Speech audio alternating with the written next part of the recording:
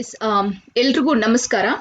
ಧಾರವಾಡ ಕಟ್ಟೆ ಧಾರವಾಡ ಜಾಗತಿಕ ಸಾಹಿತ್ಯ ನಿರ್ಮಾಪಕರ ಉಪನ್ಯಾಸ ಮಾಲಿಕೆ ಅಡಿನಲ್ಲಿ ಜರುಗುತ್ತಿರುವಂತಹ 15ನೇ ಉಪನ್ಯಾಸಕ್ಕೆ ಆಗಮಿಸಿರುವಂತಹ ಎಲ್ಲ ಸಾಹಿತ್ಯಾಸಕ್ತರನ್ನ, ಧಾರವಾಡ ಕಟ್ಟೆಯ ಎಲ್ಲ ಬಳಗದವರನ್ನ, ಮತ್ತೆ ಹಿರಿಯ ಸಾಹಿತಿಗಳನ್ನ, ಪತ್ರಿಕಾ ವೃಂದದವರನ್ನ, ಹಾಗೆ ಧಾರವಾಡ ಕಟ್ಟೆಯ ಎಲ್ಲ ಪದಾಧಿಕಾರಿಗಳನ್ನ ನಾನು ಧಾರವಾಡ ಕಟ್ಟೆಯ ಬಳಗದ ಪರವಾಗಿ ಸ್ವಾಗತವನ್ನ ಕೋರ್ತೇನೆ.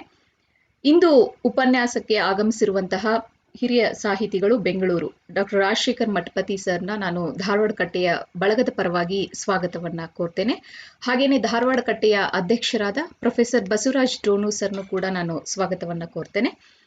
ಈ ಉಪನ್ಯಾಸವನ್ನ ಆರಂಭಿಸಕ್ಕಿಂತ ಮುಂಚೆ ಅಕ್ಟೋಬರ್ 17ನೇ ತಾರೀಕಿಗೆ ಅಕಾಲಿಕವಾಗಿ ಮರಣ ಹೊಂದಿದಂತಹ ಡಾಕ್ಟರ್ GH ಕೆಂಡದೇವ್ ಮಠ್ ಸರ್, ನಿವೃತ್ತ ಹಿರಿಯ ಗ್ರಂಥಪಾಲಕರು, ಬನಾರಸ್ ಹಿಂದೂ ವಿಶ್ವವಿದ್ಯಾಲಯ ಹಾಗೂ ಇಂದಿರಾ ಗಾಂಧಿ ರಾಷ್ಟ್ರೀಯ ಬುಡಕಟ್ಟು ವಿಶ್ವವಿದ್ಯಾಲಯ ಅಮರಕಂಟಕ, ಇವರು ನಮ್ಮನ್ನೆಲ್ಲ ಅಗಲಿದ್ದಾರೆ.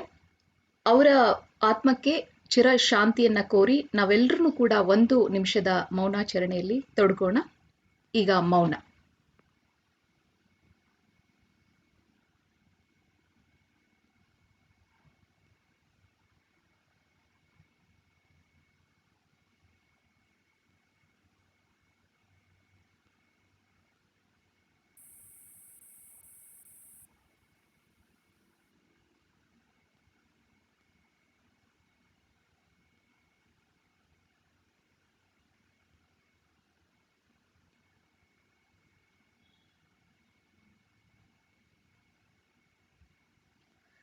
ಮೌನ ಮುಕ್ತಾಯ. ಅಗಲಿದ ಚೇತನದ ಕುರಿತು ಒಂದೆರಡು ಮಾತುಗಳು ಅಧ್ಯಕ್ಷರಾದ ಪ್ರೊಫೆಸರ್ ಬಸವರಾಜ್ ಡೋಣೂರ್ ಅವರಿಂದ.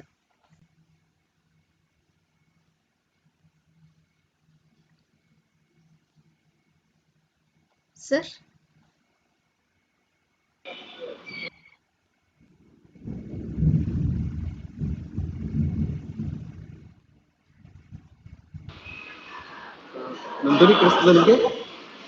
ಹಾ, ಕೇಳಿಸುತ್ತೆ ಸರ್. ಎಲ್ಲರಿಗೂ ನಮಸ್ಕಾರ. ಗಂಗಾಧರಯ್ಯ ಕೆಂಡೇಗೌಡರು ನಮ್ಮ ಧಾರವಾಡ ಹಿರಿಯ ಸದಸ್ಯರು. ಬನಾರಸ್ ಹಿಂದೂ ವಿಶ್ವವಿದ್ಯಾಲಯದಲ್ಲಿ ಅವರು ಗ್ರಂಥಪಾಲಕರಾಗಿ ಸುಮಾರು ಸೇವೆಯನ್ನು ಸಲ್ಲಿಸಿದರು. ಆಮೇಲೆ ತೇಜಸ್ವಿ ಕೃಷ್ಣಮೂರ್ತಿಯವರು ಮಧ್ಯಪ್ರದೇಶದ ಅಮರಕಂಟಕದಲ್ಲಿ ರಾಷ್ಟ್ರೀಯ ಆದಿವಾಸಿ ಬುಡಕಟ್ಟು ವಿಶ್ವವಿದ್ಯಾಲಯಕ್ಕೆ ತಲುಪಿಸಲಾಗಿದ್ದು, ಅವರ ನಿಯೋಜನೆಯಲ್ಲಿ ಅಲ್ಲಿ ಪ್ರಧಾನ ಮುಖ್ಯ ಗ್ರಂಥಪಾಲಕರಾಗಿ ಸುಮಾರು 2 ವರ್ಷ ಅವರು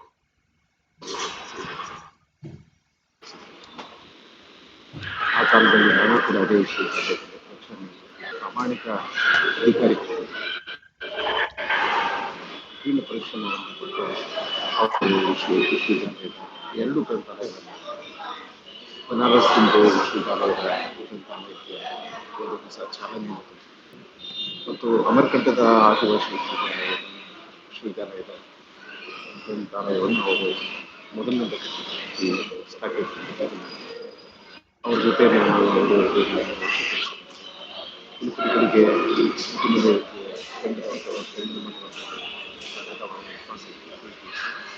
ಅವರ ಅತ್ಯಂತ ಪ್ರಾಮಾಣಿಕತೆಯಿಂದ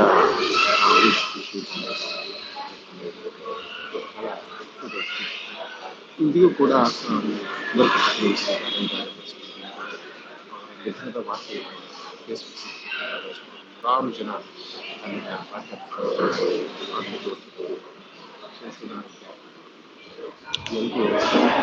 ಸ್ಪಂದಿಸಿದರು. ಅವ್ರ ಜೊತೆ ವೈಯಕ್ತಿಕವಾಗಿ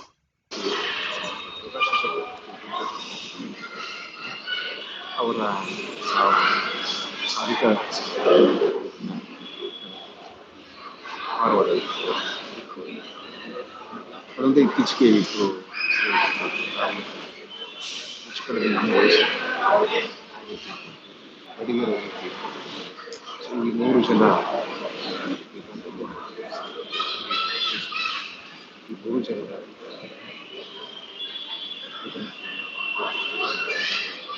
ಸೂಚಿಸ್ತದೆ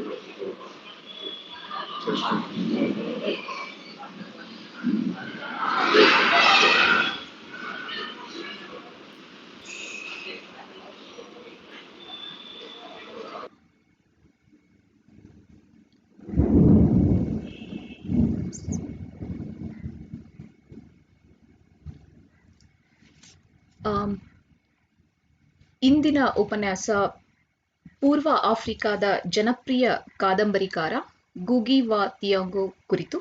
ಉಪನ್ಯಾಸ ನೀಡಲು ಆಹ್ವಾನಿತರಾಗಿರುವ ಡಾಕ್ಟರ್ ರಾಜಶೇಖರ್ ಮಠಪತಿ ಸರ್ ಅವರು ಹಿರಿಯ ಸಾಹಿತಿಗಳು, ಚಿಂತಕರು, ಕನ್ನಡ ಸಾಹಿತ್ಯ ಅಕಾಡೆಮಿ ಸದಸ್ಯರಾದ ಇವರು ಕಾವ್ಯ, ಕತೆ, ನಾಟಕ, ಪ್ರಬಂಧ, ಅಂಕಣ, ಸಂಶೋಧನೆ, ಭಾಷಾ ಅಧ್ಯಯನ, ಭಾಷಾಂತರ, ಸಿನಿಮಾ ಹೀಗೆ ವಿವಿಧ ಪ್ರಕಾರಗಳಲ್ಲಿ ಕೃಷಿ ಮಾಡಿದವರು.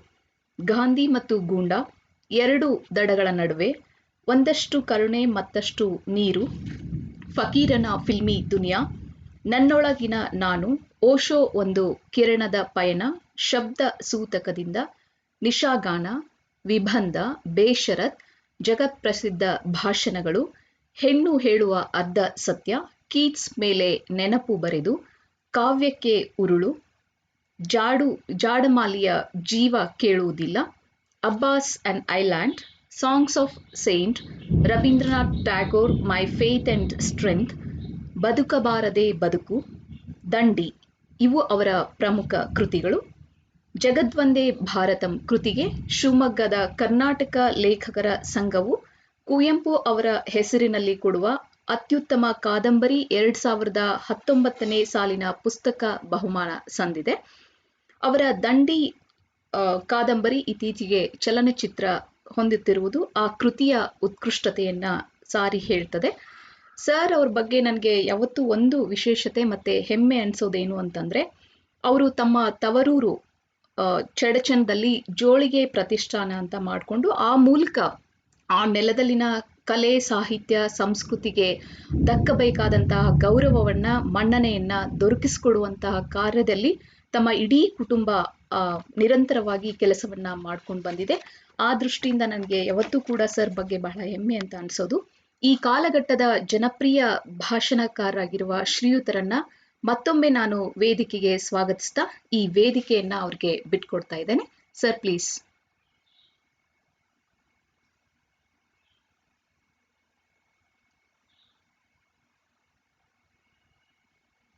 ಮಠಪತಿ ಸರ್.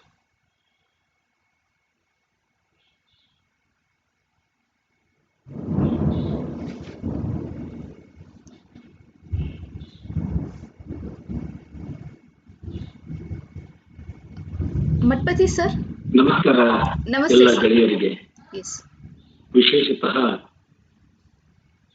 ಜಾಗತಿಕ ಚಿಂತಕರನ್ನ ಕುರಿತಾಗಿ ಕೇಳಿಸ್ತಾ ಇದೆಯಾ ವಿಜಯಲಕ್ಷ್ಮರ?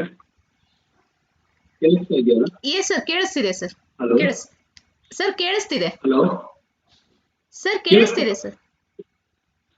ಕೇಳಿಸ್ತಾ ಇದೆಯಲ್ವಾ? ಹಾ ಹೌದು ಸರ್, ಕೇಳಿಸ್ತಿದೆ. ಹಲೋ ಸರ್ ಕೇಳಿಸ್ತಿದೆ, ಮಾತಾಡಿ ಸರ್. ಮೇಡಮ್,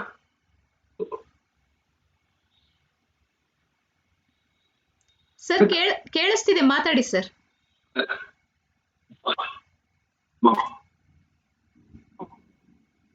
ಅವರನ್ನ ಕುರಿತು ಹಮ್ಮಿಕೊಂಡಿರ್ತಕ್ಕಂಥ ಧಾರವಾಡ ಕಟ್ಟೆಯ ಎಲ್ಲ ಗೆಳೆಯರನ್ನ ಮಾತಾಡ್ತಾ ಇದ್ದೇನೆ. ಹಲೋ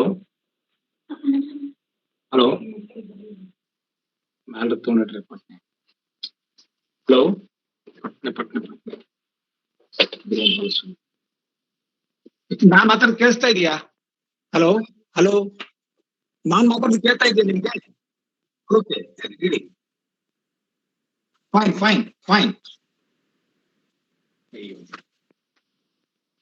ಹಲೋ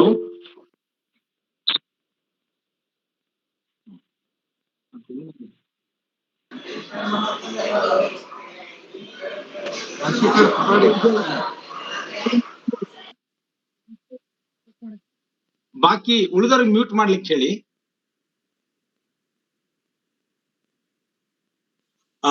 ಜಾಗತಿಕ ಸಾಹಿತ್ಯ ನಿರ್ಮಾಪಕರನ್ನ ಕುರಿತು ಕಟ್ಟೆ ಹಮ್ಮಿಕೊಂಡಿರ್ತಕ್ಕಂಥ ಈ ವಿನೂತನವಾದ ಕಾರ್ಯಕ್ರಮದಲ್ಲಿ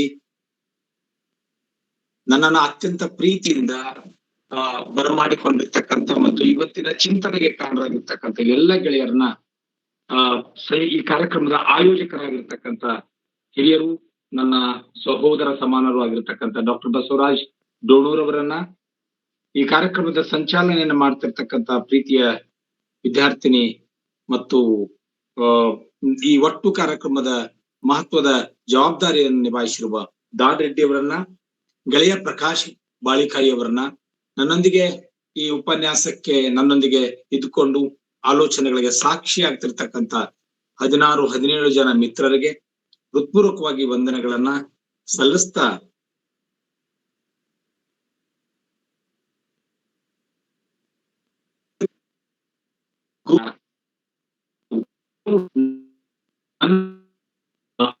ಓದಿಗೆ ದಕ್ಕಿದ ಕೆಲವು ಚಿಂತನೆಗಳನ್ನ ನಿಮ್ಮೊಂದಿಗೆ ಹಂಚಿಕೊಳ್ಳಲಿಕ್ಕೆ ಇಷ್ಟಪಡ್ತೇನೆ.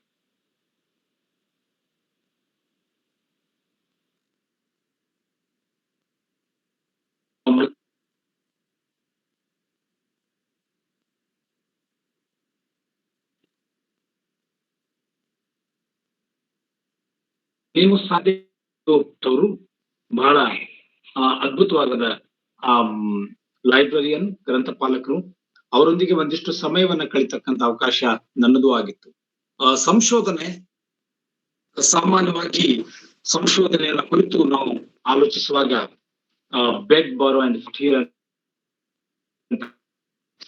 ವಿಚಾರ, ಈ ಕೊನೆಯಲ್ಲಿ ಪುಸ್ತಕಗಳನ್ನ ಒದಗಿಸಿ ಅವರ ಸಹೋದರರು ನನ್ನ ಆ ಸಂಶೋಧನೆಯನ್ನ ಯಶಸ್ವಿಯಾಗಿ ಮಾಡ್ಲಿಕ್ಕೆ, ನಿಭಾಯಿಸಲಿಕ್ಕೆ ಕಾರಣರಾದ ಖ್ವಾಜಾ ಅಹಮದ್ ಅಬ್ಬಾಸರ್ನ ಕುರಿತು ನಾನು ಸಂಶೋಧನೆ ಮಾಡುವ ಸಂದರ್ಭದಲ್ಲಿ ದೇಶದ ಬೇರೆ ಬೇರೆ ಮೂಲೆಯಲ್ಲಿ ಹಂಚಿಕೊಂಡು ಹೋಗಿರ್ತಕ್ಕಂಥ ಒಂದು ದೊಡ್ಡ ಪಾತ್ರವನ್ನ, ದೊಡ್ಡ ಹರವು ಇರತಕ್ಕಂಥ ಲೇಖಕರನ್ನ ಸಂಗ್ರಹಿಸಿಕೊಳ್ಳುವ ನಿಟ್ಟಿನಲ್ಲಿ ನನಗೆ ಬಹಳ ಅಪರೂಪದ ಮಾರ್ಗದರ್ಶನವನ್ನ ಅವರು ಮಾಡಿದ್ರು. ಅವರನ್ನ ಈ ಸಂದರ್ಭದಲ್ಲಿ ಮತ್ತೊಮ್ಮೆ ಸ್ಮರಿಸಿಕೊಂಡು ಅವರ ಆತ್ಮಕ್ಕೆ ಶಾಂತಿಯನ್ನ ಕೋರ್ತಾ ನಾನು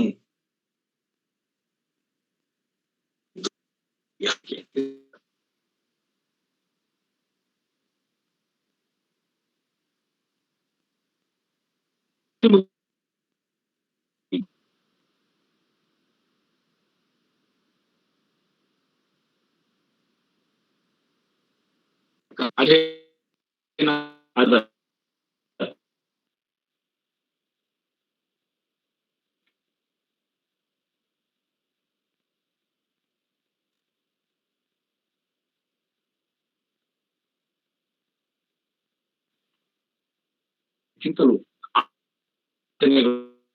ಅದು ಬಹಳ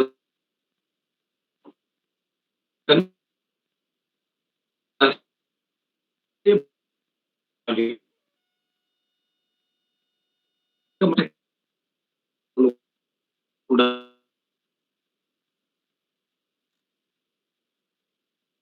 ಮುಖ್ಯವಾಗಿ ಆಳಲ್ಪಟ್ಟಿದ್ದು ಆಲೋಚನೆಗಳಿಂದ.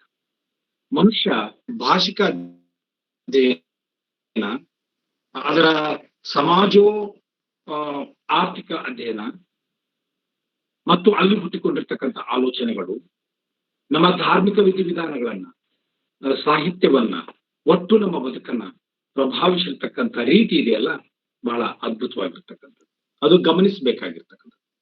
ಗೂಗಿ ವಾತ್ಸಾಂಗ್ ಒಬ್ಬ ಲೇಖಕನಾಗಿ ಏನನ್ನ ಹೇಳಿದ ಅಂತ ಒಂದು ಸರಳ ಪ್ರಶ್ನೆಯನ್ನ ಹಾಕಿಕೊಂಡ್ರೆ ನನಗೆ ಸಿಕ್ಕ ಒಂದು ಉತ್ತರ, ಆಲೋಚನೆಯನ್ನ ಮುರಿದು ಕಟ್ಟುವ ಮತ್ತು ಅದರ ರೀತಿಯನ್ನ ಬದಲಾಯಿಸಿಕೊಳ್ಬೇಕು ಅಂತಕ್ಕಂಥ ಒಂದು ಪ್ರಾಮಾಣಿಕವಾದ ಚಿಂತನೆಯನ್ನ ಇಟ್ಟಂತ ಜಾಗತಿಕ ಮಟ್ಟದ ಒಬ್ಬ ಶ್ರೇಷ್ಠ ಲೇಖಕ ಗೂಗಿ ವಾತ್ಸಾಂಗ್.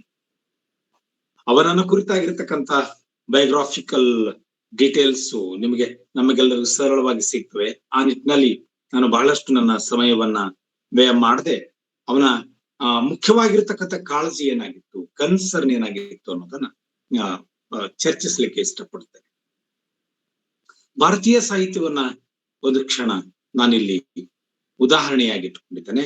ಯಾಕೆಂದ್ರೆ ನಮ್ಮದಲ್ಲದ ಒಂದು ವಿಚಾರವನ್ನ ನಮ್ಮದಾಗಿಸಿಕೊಳ್ಳಬೇಕಾದ್ರೆ ಮತ್ತೆ ನಾವು ನಂಬಿಕೊಳ್ಳಬೇಕಾಗಿದ್ದು ನಮ್ಮ ಕಥನವನ್ನೇ, ನಮ್ಮ ದೇಶೀಯ ಬೆಳವಣಿಗೆಯನ್ನೇ. ಭಾರತದ ಕಾವ್ಯ ಅಥವಾ ಒಟ್ಟು ಸಾಹಿತ್ಯವನ್ನ ಗಮನಿಸಿದಾಗ ಕಾಲ ಕಾಲಕ್ಕೆ ಒಂದು ಸಾಹಿತ್ಯ ಇನ್ನೊಂದು ಸಾಹಿತ್ಯದ ಹೊಟ್ಟೆಯಿಂದ ಹುಟ್ಟಿಕೊಳ್ಳುವ, ಅದು ಸಮನಾಗಿ ನಿಂತಿರುವ ರೀತಿಯನ್ನ, ಪ್ರತಿರೋಧಿಯಾಗಿ ನಿಂತಿರತಕ್ಕಂಥ ರೀತಿಯನ್ನ, ಪ್ರಭಾವದ ಪರಿಣಾಮವಾಗಿ ಬಂದಿರತಕ್ಕಂಥ ರೀತಿಯನ್ನ ನಾವು ಗಮನಿಸ್ತೇವೆ. ಇದನ್ನ ಬಹಳ ಸುಂದರವಾಗಿ ಕನ್ನಡದ ಬಹಳ ಮಹತ್ವದ ವಿಮರ್ಶಕರಲ್ಲಿ ಒಬ್ಬರಾಗಿರ್ತಕ್ಕಂಥ GS ಅಮೂರ್ರನ್ನ ನಾನು ಈ ಸಂದರ್ಭದಲ್ಲಿ ನೆನಪಿಸ್ಕೊಳ್ತೇನೆ.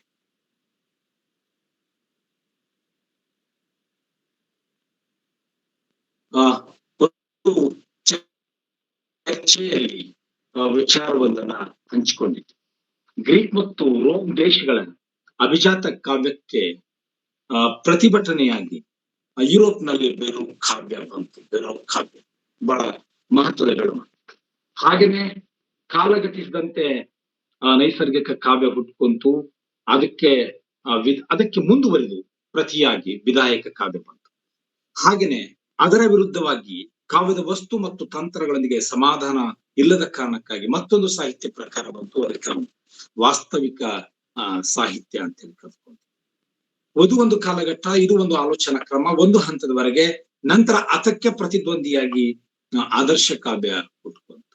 ಕಾಲಘಟ್ಟ ಗತಿಸ್ತು, ಇದಕ್ಕೂ ಒಂದು ಮಿತಿ, ಇದರ ಸ್ವಾದವೂ ಬದಲಾಯಿತು.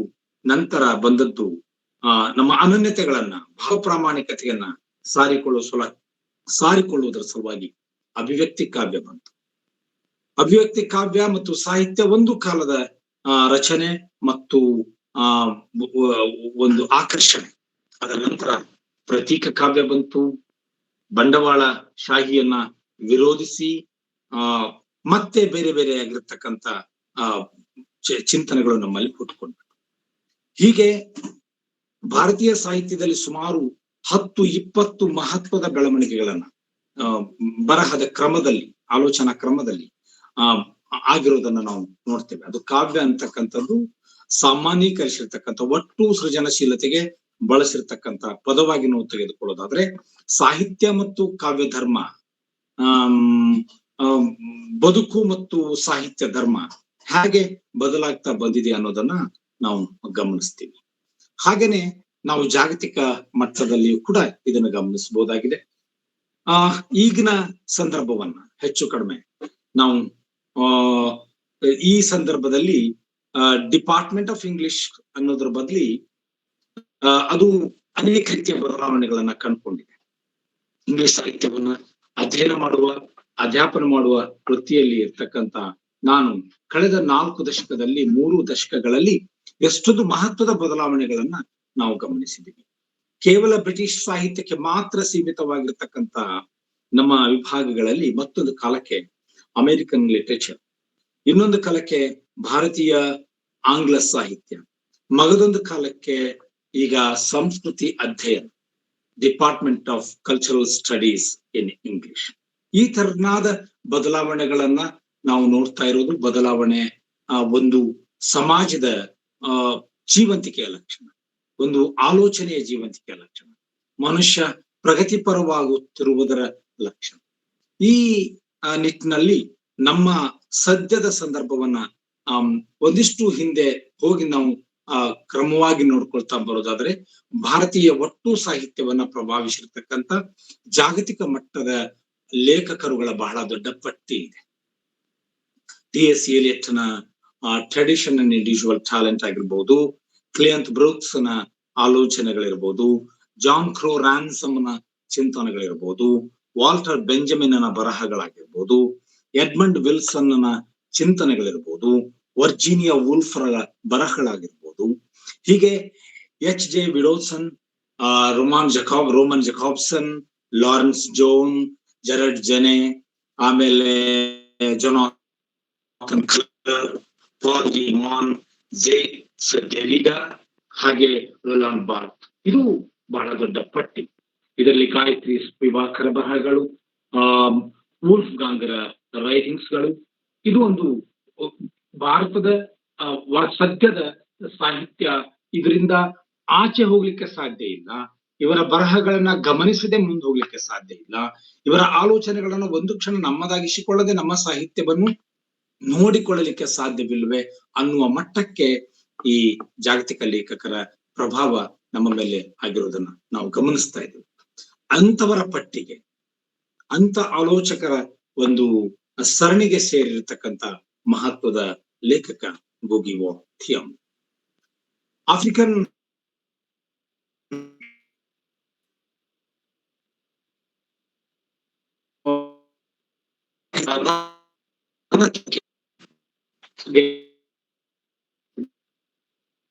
ಒಂದಿಷ್ಟು ಗೋಗಿ ವಾ ಥಿಯಾಂಗ್ಗಳು 100 days of solid 1000 days of solitude ಬರೆದಿರ್ತಕ್ಕಂಥ ಲೇಖಕನ ಕುರಿತಾಗಿರ್ತಕ್ಕಂಥ ಮಾಹಿತಿಗಳನ್ನು ಬಿಟ್ರೆ ನಾನು ಆ ಕಡೆ ಗಮನ ಹರಿಸಿದ್ದು ಕಡಿಮೆ. ಗೋಗಿ ವಾ ಥಿಯಾಂಗ್ ಬಹಳ ದೊಡ್ಡ ನಾಟಕಕಾರ, ಕಥೆಗಾರ, ಅಷ್ಟೇ ಪ್ರಬುದ್ಧವಾಗಿರ್ತಕ್ಕಂಥ ಪ್ರಬಂಧಗಳನ್ನ ಬರೆದು ಸಾಹಿತ್ಯವನ್ನ ಶ್ರೀಮಂತಗೊಳಿಸಿರ್ತಕ್ಕಂಥ ಒಂದು ವ್ಯಕ್ತಿ ಪಾತ್ರ. ಬಹಳ ದೊಡ್ಡ ಥಿಯಾಂಗ್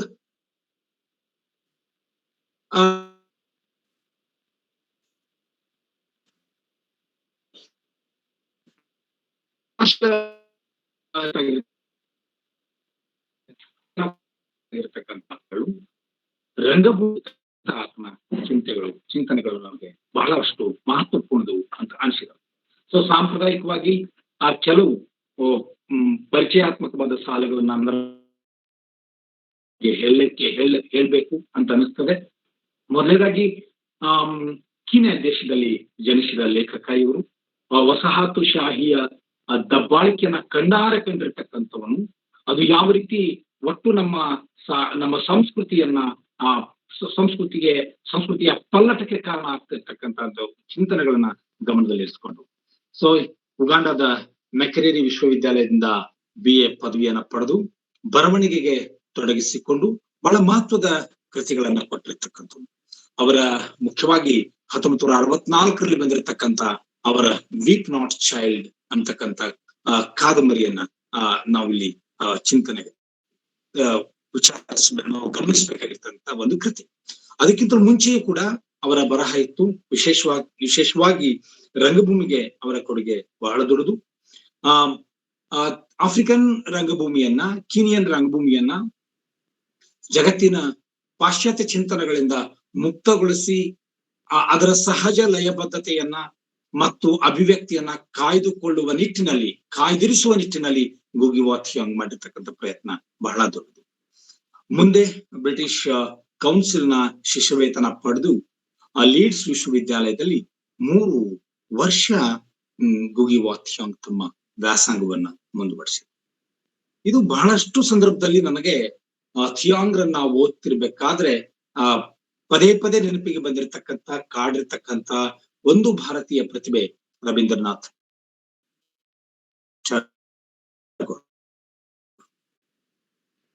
ಟಾಗೋರರು ಕೂಡ ಇಂಗ್ಲಿಷ್ ಸಾಹಿತ್ಯವನ್ನ ಓದಬೇಕು ಅನ್ನುವ ನಿಟ್ಟಿನಲ್ಲಿದ್ದವರು. ಆ ಓದಿಗಾಗಿಯೇ ಯುರೋಪ್ ಕಂಟ್ರಿಗೆ ಹೋಗಿ ಬಂದಿರ್ತಕ್ಕಂಥವ್ರು. ಆದ್ರೂ ಯಾವುದೋ ಒಂದು ಸಂದರ್ಭದಲ್ಲಿ ಗಕ್ಕನೆ ತಿರುಗಿ ಆ ಸಾಹಿತ್ಯವನ್ನ ಓದುವುದು ಒಂದು ಪ್ರಕ್ರಿಯೆ ಆದರೆ ನನ್ನ ದೇಶ, ನನ್ನ ಸಂಸ್ಕೃತಿ, ನನ್ನ ನೆಲವನ್ನ ಕಟ್ಟಿಕೊಡ್ಬೇಕಾದ ಜರೂರತ್ತು ಮತ್ತು ಜವಾಬ್ದಾರಿ ನನ್ನ ಮೇಲೆ ಒಬ್ಬ ಲೇಖಕನಾಗಿ, ಭಾರತೀಯ ಲೇಖಕನಾಗಿ ಇದೆ ಅನ್ನುವ ವಿಚಾರ ಮನಗಂಡು ಭಾರತಕ್ಕೆ ಮರಳಿ ಬಂದು ಅವರು ಸಾಹಿತ್ಯ ರಚನೆಯಲ್ಲಿ ತೊಡಕೊಳ್ತಾರೆ. ಗೋಗಿ ವಾ ಥಿಯಾಂಗ್ ಮತ್ತು ಟ್ಯಾಗೋರ್ರಲ್ಲಿ ಇರ್ತಕ್ಕಂಥ ಒಂದು ಸಮಾನ ಅಂಶ ಇದು. ಯಾವುದನ್ನು ಓದಿ ಆ ಓದಿನ ಪ್ರಭಾವಕ್ಕೆ ಒಳಗಾಗಿ ಅದರಲ್ಲೇ ಕೊಚ್ಚಿ ಹೋಗೋದರ ಬದಲು ತಟ್ಟನೆ ಒಂದು ಕ್ಷಣ ನಿಂತ್ಕೊಂಡು ತನ್ನ ಬೇರುಗಳಿಗಾಗಿ ತಡಕಾಡು, ಅದರ ಅನನ್ಯತೆಯನ್ನ ಜಗತ್ತಿಗೆ ಕಟ್ಟಿಕೊಡುವ ಒಂದು ಮಹತ್ವದ ಕೆಲಸವನ್ನು ಮಾಡಿರ್ತಕ್ಕಂಥ ಲೇಖಕ ಗೋಗಿ ಥಿಯಾಂಗ್. ಅವರ ಬಗ್ಗೆ ಓದ್ತಾ ನನಗೆ 2 ಮಹತ್ವದ ಸಂಗತಿಗಳು. ನೊಬೆಲ್ ಪ್ರಶಸ್ತಿ ವಿಜೇತರ ಪಟ್ಟಿಯಲ್ಲಿ ಅನೇಕ ಸಾರಿ ಅವರ ಹೆಸರು ಬಂದು ಹೋಗಿರ್ತಕ್ಕಂಥ ಜೊತೆಗೆ ಜಗತ್ತಿನ ಸುಮಾರು 100 ಭಾಷೆಗಳಲ್ಲಿ ಥಿಯಾಂಗರ ಸಾಹಿತ್ಯ ಭಾಷಾಂತರಗೊಂಡಿರ್ತಕ್ಕಂಥ ಇಂಥ ಮೇರು ಏರಿನ ಲೇಖಕ ನೈರೋಬಿಯ ವಿಶ್ವವಿದ್ಯಾಲಯದಲ್ಲಿ ಒಂದು ಹಂತದವರೆಗೆ ಅಧ್ಯಾಪಕ ಹುದ್ದೆಯನ್ನ ನಿಭಾಯಿಸ್ತಾರೆ ಮತ್ತು ತಮ್ಮ ತುಂಬಾ ಗಂಭೀರವಾದ ನೇರವಾದ ವಿಚಾರಗಳಿಗಾಗಿ ಒಂದಿಷ್ಟು ಕಾಲ ಸೆರೆಮನೆ ವಾಸವನ್ನು ಕೂಡ ಅವರು ಅನುಭವಿಸ್ಬೇಕಾಗ್ತದೆ. ಗುಗಿ ಥಿಯಾಂಗರ ಕುಟುಂಬವು ಕೂಡ ಬರಹ ಕಾರಣಕ್ಕಾಗಿ ಎದುರಿಸಿರ್ತಕ್ಕಂಥ ಸಂಕಷ್ಟಗಳ ದೊಡ್ಡ ಕಥನ ಇದೆ. ಆಸಕ್ತರು ಅವರ ಬಯೋಗ್ರಫಿಯಲ್ಲಿ ಆ ವಿವರಗಳನ್ನ ಪಡಿಬಹುದಾಗಿದೆ. ಆದ್ರೆ ಅಧ್ಯಾಪನದಲ್ಲಿ ಇದ್ದಿರ್ತಕ್ಕಂಥ ಲೇಖಕ ಗುಗಿ ಥಿಯಾಂಗ್ ತಕ್ಷಣ ಅದಕ್ಕೆ ಬಹಳ ದಿವಸ ಅದರೊಳಗೆ ಉಳಿಲಿಲ್ಲ. 1973ರಲ್ಲಿ ತಮ್ಮ ಹುದ್ದೆಗೆ ರಾಜೀನಾಮೆಯನ್ನ ಕೊಟ್ಟು ಮರಳಿ ಬರಹಕ್ಕೆ ಗಂಭೀರವಾಗಿ ತೊಡಗಿಕೊಳ್ತಾನೆ. ಒಂದು ವಿವರಣೆಯ ಪ್ರಕಾರ ಅವರ ಮೊದಲ ಹೆಸರು ಜೇಮ್ಸ್. ಆದ್ರೆ ಅದು ತನ್ನ ನೆಲವನ್ನ ಪ್ರತಿನಿಧಿಸುವುದಿಲ್ಲ, ತನ್ನ ಸಂಸ್ಕೃತಿಯನ್ನ ಪ್ರತಿನಿಧಿಸುವುದಿಲ್ಲ, ತನ್ನತನವನ್ನ ಪ್ರತಿನಿಧಿಸುವುದಿಲ್ಲ ಅನ್ನೋ ಕಾರಣಕ್ಕಾಗಿ ಆ ಜೇಮ್ಸ್ ಅಂತಕ್ಕಂಥ ಹೆಸರನ್ನ ಅದು ವಸಾಹತುಶಾಹಿಯ ಸಂಕೇತ ಅಂದುಕೊಂಡು ಆ ಹೆಸರನ್ನ ತೆಗೆದು ಹಾಕಿ ನಂತರ ಗುಗಿ ವಾ ಥಿಯಾಂಗ್ ಇಂಥದೇ ಒಂದು ಬೆಳವಣಿಗೆಯನ್ನ ನಾವು ಟ್ಯಾಗೋರ್ರ ಸಂದರ್ಭದಲ್ಲಿಯೂ ಕೂಡ ನೋಡ್ತೇವೆ. ಅವರಿಗೆ ಬಂದ ಪ್ರಶಸ್ತಿಯನ್ನ ಜಾಲಿಯನ್ ವಾಲಾಬಾಗ್ ಮೆಸಾಕರ್ ಕಾರಣಕ್ಕಾಗಿ ಅವರು ರಿಟರ್ನ್ ಮಾಡ್ತಾರೆ. ಟ್ಯಾಗೋರ್ ಅದನ್ನ ರಿಟರ್ನ್ ಮಾಡ್ತಾರೆ. ಹೀಗೆ ನೆಲಮೂಲ ಸಂಸ್ಕೃತಿಯನ್ನ ಹೊಸಕಿ ಹಾಕುವ ಯುರೋಪ್ ಚಿಂತನೆಯ, ಯುರೋಪ್ ಜೀವನ ಶೈಲಿಯ, ಯುರೋಪ್ ಶಿಕ್ಷಣ ಪದ್ಧತಿಯ ಒಳಬೇಹುಗಾರಿಕೆಯನ್ನ ಬಿಚ್ಚಿಡುವಲ್ಲಿ ಬಹಳ ದೊಡ್ಡ ಪಾತ್ರವನ್ನ ಆಡಿರ್ತಕ್ಕಂಥ ಲೇಖಕ ಗುಗಿ ವಾ ಥಿಯಾಂಗ್. ಅಲ್ಲಿಯ ಸರ್ಕಾರದ ನೀತಿಯನ್ನ ಆತ ವಿರೋಧಿಸಿದ್ದಕ್ಕಾಗಿ 1977ರಲ್ಲಿ ಬಂಧನಕ್ಕೊಳಗಾದ್ರು. ರಾಷ್ಟ್ರೀಯ ಹಾಗೂ ಅಂತಾರಾಷ್ಟ್ರೀಯ ಬಳಗಗಳ ಒತ್ತಡದಿಂದಾಗಿ ಮುಂದೆ ಅವರನ್ನ ಬಿಡುಗಡೆಗೊಳಿಸಲಾಯಿತು.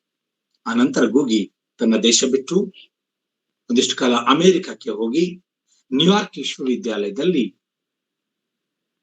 Enrich Maria chair in language ಅನ್ನ ಹಿಡಿದುಕೊಂಡು ತಮ್ಮ ಸಾಹಿತ್ಯವನ್ನ ಬೆಳೆಸ್ತಕ್ಕಂಥ ಒಂದು ಕಾರ್ಯದಲ್ಲಿ ತೊಡಗಿಕೊಂಡು ಈ ರೀತಿಯಾಗಿ ಗುಗಿ ವಾ ಥಿಯಾಂಗರ ಸಾಹಿತ್ಯ ಸಾಹಸ ಮುಂದುವರಿತಾ ಬಂತು. ಅನೇಕ ರೀತಿಯ ಸಾಹಿತ್ಯದ ಬಗ್ಗೆ ನಾನು ಹೇಳಿದೆ. ಜಾಗತಿಕ ಮಟ್ಟದ ಮಹತ್ವದ 2-3 ಚಿಂತನೆಗಳನ್ನ ನಾನು ಇಲ್ಲಿ ಹೇಳ್ಬೇಕಂದ್ರೆ, ಸಾಹಿತ್ಯ ಅಂದ್ರೆ ಏನು ಅನ್ನೋದು ಬಹಳ ದೊಡ್ಡ ಪ್ರಶ್ನೆ ಕಾಲಕ್ಕೆ ಬೇರೆ ಬೇರೆ ಲೇಖಕರಿಂದ ಬೇರೆ ಬೇರೆ ರೀತಿಯಿಂದ ಉತ್ತರಿಸಲ್ಪಟ್ಟಿದೆ.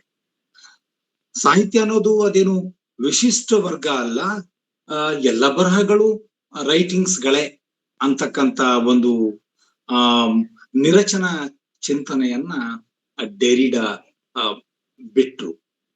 ಡೆರಿಡಾ ನಮ್ಮ ಮುಂದೆ ಪ್ರತಿಪಾದಿಸಿದ್ರು.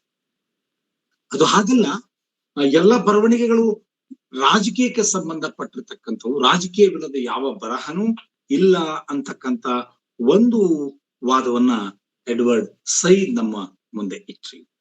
ಹೀಗೆ ನೀವು ಬಹಳ ಭಿನ್ನವಾಗಿರ್ತಕ್ಕಂಥ, ಒಟ್ಟಾರೆ ಹೇಳ್ಬೇಕಂದ್ರೆ ಭಿನ್ನ ನೆಲೆಗಳಲ್ಲಿ ಬದಲಾಗಿರ್ತಕ್ಕಂಥ ವಿಮರ್ಶೆಯ ಮಾದರಿಗಳು, ಸಾಹಿತ್ಯ ವಿಮರ್ಶೆಯ ಮಾದರಿಗಳನ್ನ ಹಾಗೂ ಸಿದ್ಧಾಂತಗಳನ್ನ ನಾವು ಇವೆಲ್ಲವೂ ಕೂಡ ನಮ್ಮನ್ನ ಏಕತ್ವವನ್ನ ಹೊಡೆದಾಕಿ ಬಹುತ್ವದತ್ತ ನೋಡುವ, ಗಮನಿಸುವ ದೃಷ್ಟಿಯನ್ನ ಕೊಡ್ಲಿಕ್ಕೆ ಮಾಡಿರ್ತಕ್ಕಂಥ ಪ್ರಯತ್ನಗಳು ಅಂತೇಳಿ ನಾನು ಅಂದ್ಕೊಂಡಿದ್ದೆ. ಅದು ಗೂಗಿ ವಾ ಥಿಯಾಂಗರ ಚಿಂತನೆಗಳಿರ್ಬೋದು, ಡೆರಿಡಾರ ಚಿಂತನೆಗಳಾಗಿರ್ಬೋದು, ಅಥವಾ ಎಡ್ವರ್ಡ್ ಸೈದರ ಚಿಂತನೆಗಳಾಗಿರ್ಬೋದು. ಇವೆಲ್ಲವೂ ಕೂಡ ನಮ್ಮನ್ನ ಭಿನ್ನವಾಗಿ ಹೇಗೆ ನೋಡ್ಲಿಕ್ಕೆ ಸಾಧ್ಯ ಇದೆ ಅಂತಕ್ಕಂಥ ದೃಷ್ಟಿಕೋನವನ್ನ ಕೊಟ್ಟಿರ್ತಕ್ಕಂಥ ಒಂದು ಒಂದು ಒಂದು ಪ್ರಯತ್ನ ಅಂತೇಳಿ ನಾನು ಇದನ್ನ ತಿಳ್ಕೊಂಡಿದ್ದೇನೆ. ಇನ್ನು ಗುಗಿ ವಾ ಥಿಯಾಂಗ್ ಬಹಳ ದೊಡ್ಡ ಕಾದಂಬರಿಕಾರ ಅಂತೇಳಿ ಪ್ರಚಲಿತದಲ್ಲಿ ಇರತಕ್ಕಂಥ, ಅಷ್ಟೇ ಶ್ರೇಷ್ಠತೆಯನ್ನ, ಬರಹದ ಶಕ್ಯತೆಯನ್ನ, ಶಕ್ತಿ ಸಾಮರ್ಥ್ಯವನ್ನ ತಮ್ಮ ರಂಗ ಚಟುವಟಿಕೆಯ ಮೂಲಕವೂ ಕೂಡ ಅವರು ಕೊಟ್ಟಿದ್ದಾರೆ. ಪ್ರಬಂಧಗಳನ್ನು ಕೂಡ ಬರೆದಿದ್ದಾರೆ. ಅವೆಲ್ಲವನ್ನು ಕೂಡ ಈ ಸಂದರ್ಭದಲ್ಲಿ ನಮ್ಮ ಸಮಯದ ವ್ಯಾಪ್ತಿಯಲ್ಲಿ ಗಮನಿಸಲಿಕ್ಕೆ ಸಾಧ್ಯ ಆಗ್ಲಿಕ್ಕಿಲ್ಲ ಅನ್ನುವ ಕಾರಣಕ್ಕಾಗಿ ಅವರ ಒಂದು ವಿಚಾರವನ್ನ ಇಲ್ಲಿ ಚರ್ಚಿಸಬೇಕು ಅಂತ ಹೇಳಿ ಅನಿಸ್ತದೆ. 4 ಜನ ಲೇಖಕರು ಸೇರಿಕೊಂಡು ಗೂಗಿ ವಾ ಥಿಯಾಂಗ್ ಮತ್ತು ಸ್ಟ್ರಾಬನ್ ಲಿಯೋ ಲಿಯಾಂಗ್, ಹೆನ್ರಿ ಓ ಆನ್ಯುಂಗ್ ಮತ್ತು ಈ 3 ಜನ ಲೇಖಕರು ಸೇರ್ಕೊಂಡು ಮಹತ್ವದ ಲೇಖನವೊಂದನ್ನ ಮಾಡಿದೆ. ಒಂದು ಕ್ಷಣ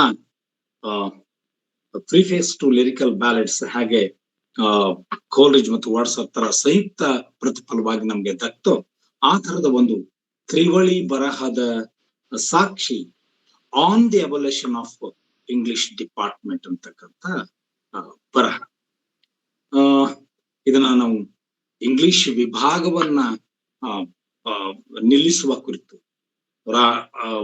ಹರಿಬಿಟ್ಟಿರ್ತಕ್ಕಂಥ ಒಂದು ಚಿಂತನೆ ಅಂತ ಹೇಳಿ ಓದಿಕೊಂಡ್ರು ಕೂಡ ಅದರ ಒಳಗಿರ್ತಕ್ಕಂಥ ಕಾಳಜಿ ಒಂದು ಭಾಷೆಯ ವಿರೋಧ ಅಲ್ಲ, ಅಥವಾ ಅನ್ಯ ಭಾಷೆಯನ್ನ ಗೌರವಿಸುವ ಪ್ರಥ ಸರಿಯಾದುದಲ್ಲ ಅಂತಕ್ಕಂಥ ವಾದ ಅಲ್ಲ. ಬದಲಾಗಿ ಭಾಷೆಯ ನೆಪದಲ್ಲಿ ಬರುವ ಸಂಸ್ಕೃತಿ ನಮ್ಮ ಸಂಸ್ಕೃತಿಗೆ ಅಥವಾ ನಮ್ಮತನದ ಹುಡುಕಾಟಕ್ಕೆ ಯಾವ ರೀತಿಯ ಅಡ್ಡಿ ಆಗ್ಬಹುದು ಅಂತಕ್ಕಂಥ ಒಂದು ಕಾಳಜಿ ಸ್ವರೂಪದ ಬರಹ on the abolition of the English department.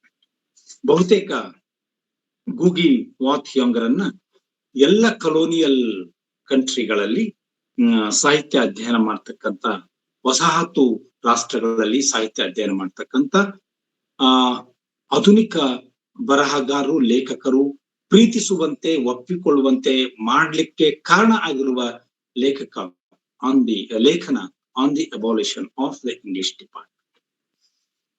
ಏನನ್ನ ಹೇಳಲಿಕ್ಕೆ ಇದ್ರೊಳಗೆ ಇಷ್ಟಪಡ್ತಾನೆ ಥಿಯಾಂಗ್?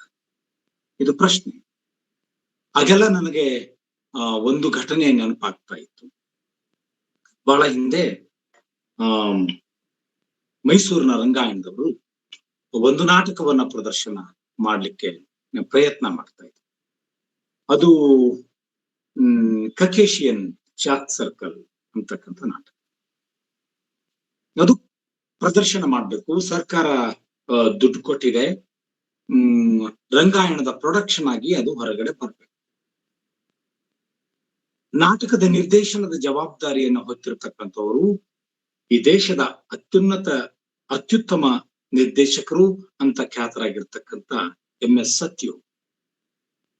ಆದ್ರೆ ಬರ್ಟೋಲ್ಟ್ ಬ್ರೆಕ್ಟನ ಕಕೇಶಿಯನ್ ಚಾಕ್ ಸರ್ಕಲ್ ಅವರು ನಿರೀಕ್ಷಿಸಿದ ಮಟ್ಟದಲ್ಲಿ ರೀತಿಯಲ್ಲಿ ಮೈಸೂರಿನ ಮಾನಂದವಾಡಿ ಬಾರ್ಡರ್ ನಲ್ಲಿರ್ತಕ್ಕಂಥ ಜೇನುಕರ್ಬ ಬೆಟ್ಟಕುರ್ಬ ಹುಡುಗರ ಬಾಯಿಂದ ಮರುಸೃಷ್ಟಿ ಆಗ್ತಾ ಇಲ್ಲ, ಪ್ರೆಸೆಂಟ್ ಆಗ್ತಾ ಇಲ್ಲ.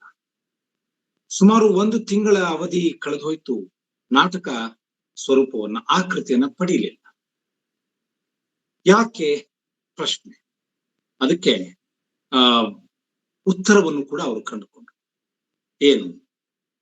ಗಿರಿಜನರ ಭಾಷೆ, ಬುಡಕಟ್ಟು ಜನಾಂಗದ ಭಾಷೆ ಯಾವುದು ಅಂತಕ್ಕಂಥ ಭಾಷೆ ಅನ್ನೋದು ಬರೀ ಅಕ್ಷರ ಮತ್ತು ಲಿಪಿ ಅಂದುಕೊಳ್ಳೋದಾದ್ರೆ ಅದು ಎಂಥ ದೊಡ್ಡ ಮೂರ್ಖತನವಾದಿತ್ತು, ಅಪರಾಧ ಆದಿತ್ತು ಅನ್ನೋದಕ್ಕೆ ಸಾಕ್ಷಿ MS ಸತ್ಯು ಅವರ ಬರ್ಟೋಲ್ಟ್ ಬ್ರೆಕ್ಟನ್ ನಾಟಕದೊಂದಿಗೆ ನಡೆದ ಒಂದು ಪ್ರಯೋಗ. ಗಿರಿಜನರಿಗೆ ಹಾಡು, ಬುಡಕಟ್ಟು ಜನಾಂಗಕ್ಕೆ ಹಾಡು ಬಹಳ ಮುಖ್ಯವಾಗಿರ್ತಕ್ಕಂಥ ಭಾಷೆ. ಅವರಿಗೆ ವ್ಯಾಕರಣಬದ್ಧವಾಗಿರ್ತಕ್ಕಂಥ ನಮ್ಮ ಪಠ್ಯದ ಭಾಷೆಯನ್ನ ಸೆಟ್ ಮಾಡೋದು ಬಹಳ ಕಷ್ಟ. ಅದಕ್ಕಾಗಿ ಅವರು ತಕ್ಷಣ ಹಿರಿಯ ರಂಗಕರ್ಮಿಗಳಾಗಿರ್ತಕ್ಕಂಥ ಕಿಕ್ಕೇರಿ ನಾರಾಯಣರ ಸಹಾಯ ಪಡೆದು ಅವರು ಬಿದಿರು ಮಂಡಲ ಅಂತ ಹೇಳಿ ಒಂದು ಗೀತ ಪ್ರಧಾನವಾಗಿರ್ತಕ್ಕಂಥ ನಾಟಕವನ್ನು, ಇಡಿಯಾದ ಟೆಕ್ಸ್ಟ್ ಅನ್ನ ಬದಲಾಯಿಸಿ, ಗದ್ಯವನ್ನ ಬದಲಾಯಿಸಿ ಅದನ್ನ ಪದ್ಯ ರೂಪದಲ್ಲಿ ಕೊಟ್ಟಾಗ ಆದಿವಾಸಿಗಳು ಆ ನಾಟಕವನ್ನ ಕೇವಲ 8 ದಿನಗಳಲ್ಲಿ ಸಿದ್ಧ ಮಾಡಿ ರಂಗಕ್ಕೆ ತಂದರು. 1 ತಿಂಗಳವರೆಗೆ ಸಾಧ್ಯವಾಗದೇ ಇರತಕ್ಕಂತ ಒಂದು ಪ್ರಯತ್ನ ಕೇವಲ 1 ವಾರದಲ್ಲಿ ಸಾಧ್ಯ ಆಗಿ ಅದು ಸ್ಟೇಜ್ ಕಾಣ್ಲಿಕ್ಕೆ ಕಾರಣ ಏನು? ಆ ಕಾರಣವೇ, ಆ ಕಾಳಜಿಯೇ ಗೂಗಿ ವಾ ಥಿಯಾಂಗ್ ನಮ್ಮ ಮುಂದೆ ಇಟ್ಟಿರ್ತಕ್ಕಂಥ ಬಹಳ ದೊಡ್ಡ ಪ್ರಶ್ನೆ. ಪ್ರತಿಯೊಂದು ಜನಾಂಗಕ್ಕೂ, ಅದು ಆದಿವಾಸಿ ಇರಬಹುದು, ನಗರವಾಸಿ ಇರಬಹುದು, ಪ್ರತಿಯೊಂದು ಜನಾಂಗಕ್ಕೂ ತನ್ನದೇ ಆಗಿರತಕ್ಕಂಥ ಒಂದು ಭಾಷೆ ಇದೆ, ಸಂಸ್ಕೃತಿ ಇದೆ, ಮತ್ತು ಅದರದೇ ಅಂತ ಹುಡುಕಾಟವೂ ಕೂಡ ಇದೆ ಅಂತಕ್ಕಂಥ ಅಂತಕ್ಕಂಥದ್ದು ಥಿಯಾಂಗರ ವಾದ. ಸೊ ಹಾಡು ಗಬ್ಬದ ನಾಡು ಯಾವುದು ಅಂತ ನೀವು ಕೇಳಿದ್ರೆ ನಾವು ಕಾಡಿನಡೆಗೆ ಕೈ ಮಾಡ್ತೇವೆ. ಕಾಡಿನಲ್ಲಿರ್ತಕ್ಕಂಥ ಬಹುಪಾಲು ಆದಿವಾಸಿ ಜನಾಂಗಗಳು ಇವತ್ತಿಗೂ ಆ ಭಾಷೆಯನ್ನೇ ಬಳಸೋದು. On the abolition of English department ಅಂತಕ್ಕಂಥ ಚಿಂತನೆಯಲ್ಲಿ ಗೂಗಿ ವಾ ಥಿಯಾಂಗ್ ಹೇಳ್ತಕ್ಕಂಥ ಪ್ರಶ್ನೆನೇ ಇದು. ನಾವು ಯುರೋಪಿಯನ್ ಸಾಹಿತ್ಯವನ್ನ ಯಾಕೆ ಓದ್ಬೇಕು? ಇದು ಪ್ರಶ್ನೆ. ಅನೇಕ ಸಾರಿ ಇಂಥ ತಪ್ಪುಗಳನ್ನ ನಾವು ಕೂಡ ಮಾಡಿದಿವೇನೋ ಅಂತೇಳಿ ಅನಿಸಿದ್ದುಂಟು. ವಿಶ್ವವಿದ್ಯಾಲಯದ ಇಂಗ್ಲಿಷ್ ಡಿಪಾರ್ಟ್ಮೆಂಟ್ಗಳಲ್ಲಿ ಆರಂಭದ ಪಾಠಗಳಲ್ಲಿ ನಾವು ಒಂದೆರಡು ಪ್ರಶ್ನೆ ಮಾಡ್ಬಿಡಕ್ಕೆ, ನೀವ್ಯಾಕೆ ಇಂಗ್ಲಿಷ್ ಸಾಹಿತ್ಯವನ್ನ ಓದ್ತೀರಿ ಅಂತಕ್ಕಂಥ ಪ್ರಶ್ನೆ ಕೇಳಿದಾಗ ಬಹಳ ತಪ್ಪಾಗಿರ್ತಕ್ಕಂಥ ಉತ್ತರಗಳು ಬರೋದನ್ನ ನಾನು ಗಮನಿಸಿದ್ದೇನೆ. ಮುಖ್ಯವಾಗಿ ಇದಕ್ಕೆ ಇರತಕ್ಕಂಥ ಉತ್ತರ, ಈ ರಾಷ್ಟ್ರ ಒಂದು ಕಾಲಕ್ಕೆ ಕಲೋನಿಯಲ್ ವಸಾಹತು ಆಡಳಿತಕ್ಕೆ ಒಳಪಟ್ಟ ಕಾರಣಕ್ಕಾಗಿ ಇಂಗ್ಲಿಷ್ ಸಾಹಿತ್ಯವನ್ನ, ಲೇಖಕರನ್ನ, ಚಿಂತನೆಗಳನ್ನ ಗಮನಿಸಬೇಕಾದ ವಾಸ್ತವವನ್ನ, ಚಾರಿತ್ರಿಕ ಸತ್ಯವನ್ನ ನಾವು ಬಿಚ್ಚಿ ಹೇಳುವ ಪ್ರಯತ್ನವನ್ನ ಬಹುತೇಕ ಮಾಡಿಲ್ಲ. English is the language of opportunities, it's global language and it will make you more competent. ಈ ತರದ ಸುಳ್ಳುಗಳನ್ನ ನಾವು ಇಡ್ತಾ ಬಂದಿದ್ದೇವೆ. ಅರ್ಧ ಸತ್ಯಗಳನ್ನ ಅವರ ತಲೆಯಲ್ಲಿ ಬಿತ್ತುತ್ತಾ ಬಂದೆವೇನೋ ಅಂತಕ್ಕಂಥ ಒಂದು ಸಣ್ಣ ಸಂಶಯ ಕಾಡಿದೆ. ಇಂಥ ಒಂದು ಸಂಶಯವೇ ಗೂಗಿ ವಾ ಥಿಯಾಂಗರ್ಗೆ on the abolition of the English department ಅನ್ನುವ ಒಂದು ಬರಹಕ್ಕೆ ಕಾರಣ ಆಯಿತು. ಗಮನಿಸಬೇಕಾಗಿರತಕ್ಕಂಥ ಸಂಗತಿ ಅಂದ್ರೆ ಗೆಳೆಯರೇ, ಇದು ಒಂದು ಎಸ್ಸೆ ಅಲ್ಲ, ಪ್ರಬಂಧ ಅಲ್ಲ. ಬದಲಾಗಿ ಒಂದು ವಿಭಾಗದ ಮುಖ್ಯಸ್ಥನಾಗಿ ಕಲಾನಿಕಾಯದ ಮಂಡಳಿಗೆ ಕೊಟ್ಟಿರ್ತಕ್ಕಂಥ ಒಂದು ಮೆಮೊರಂಡಮ್. ಇದು ಬದಲಾಗ್ಬೇಕು.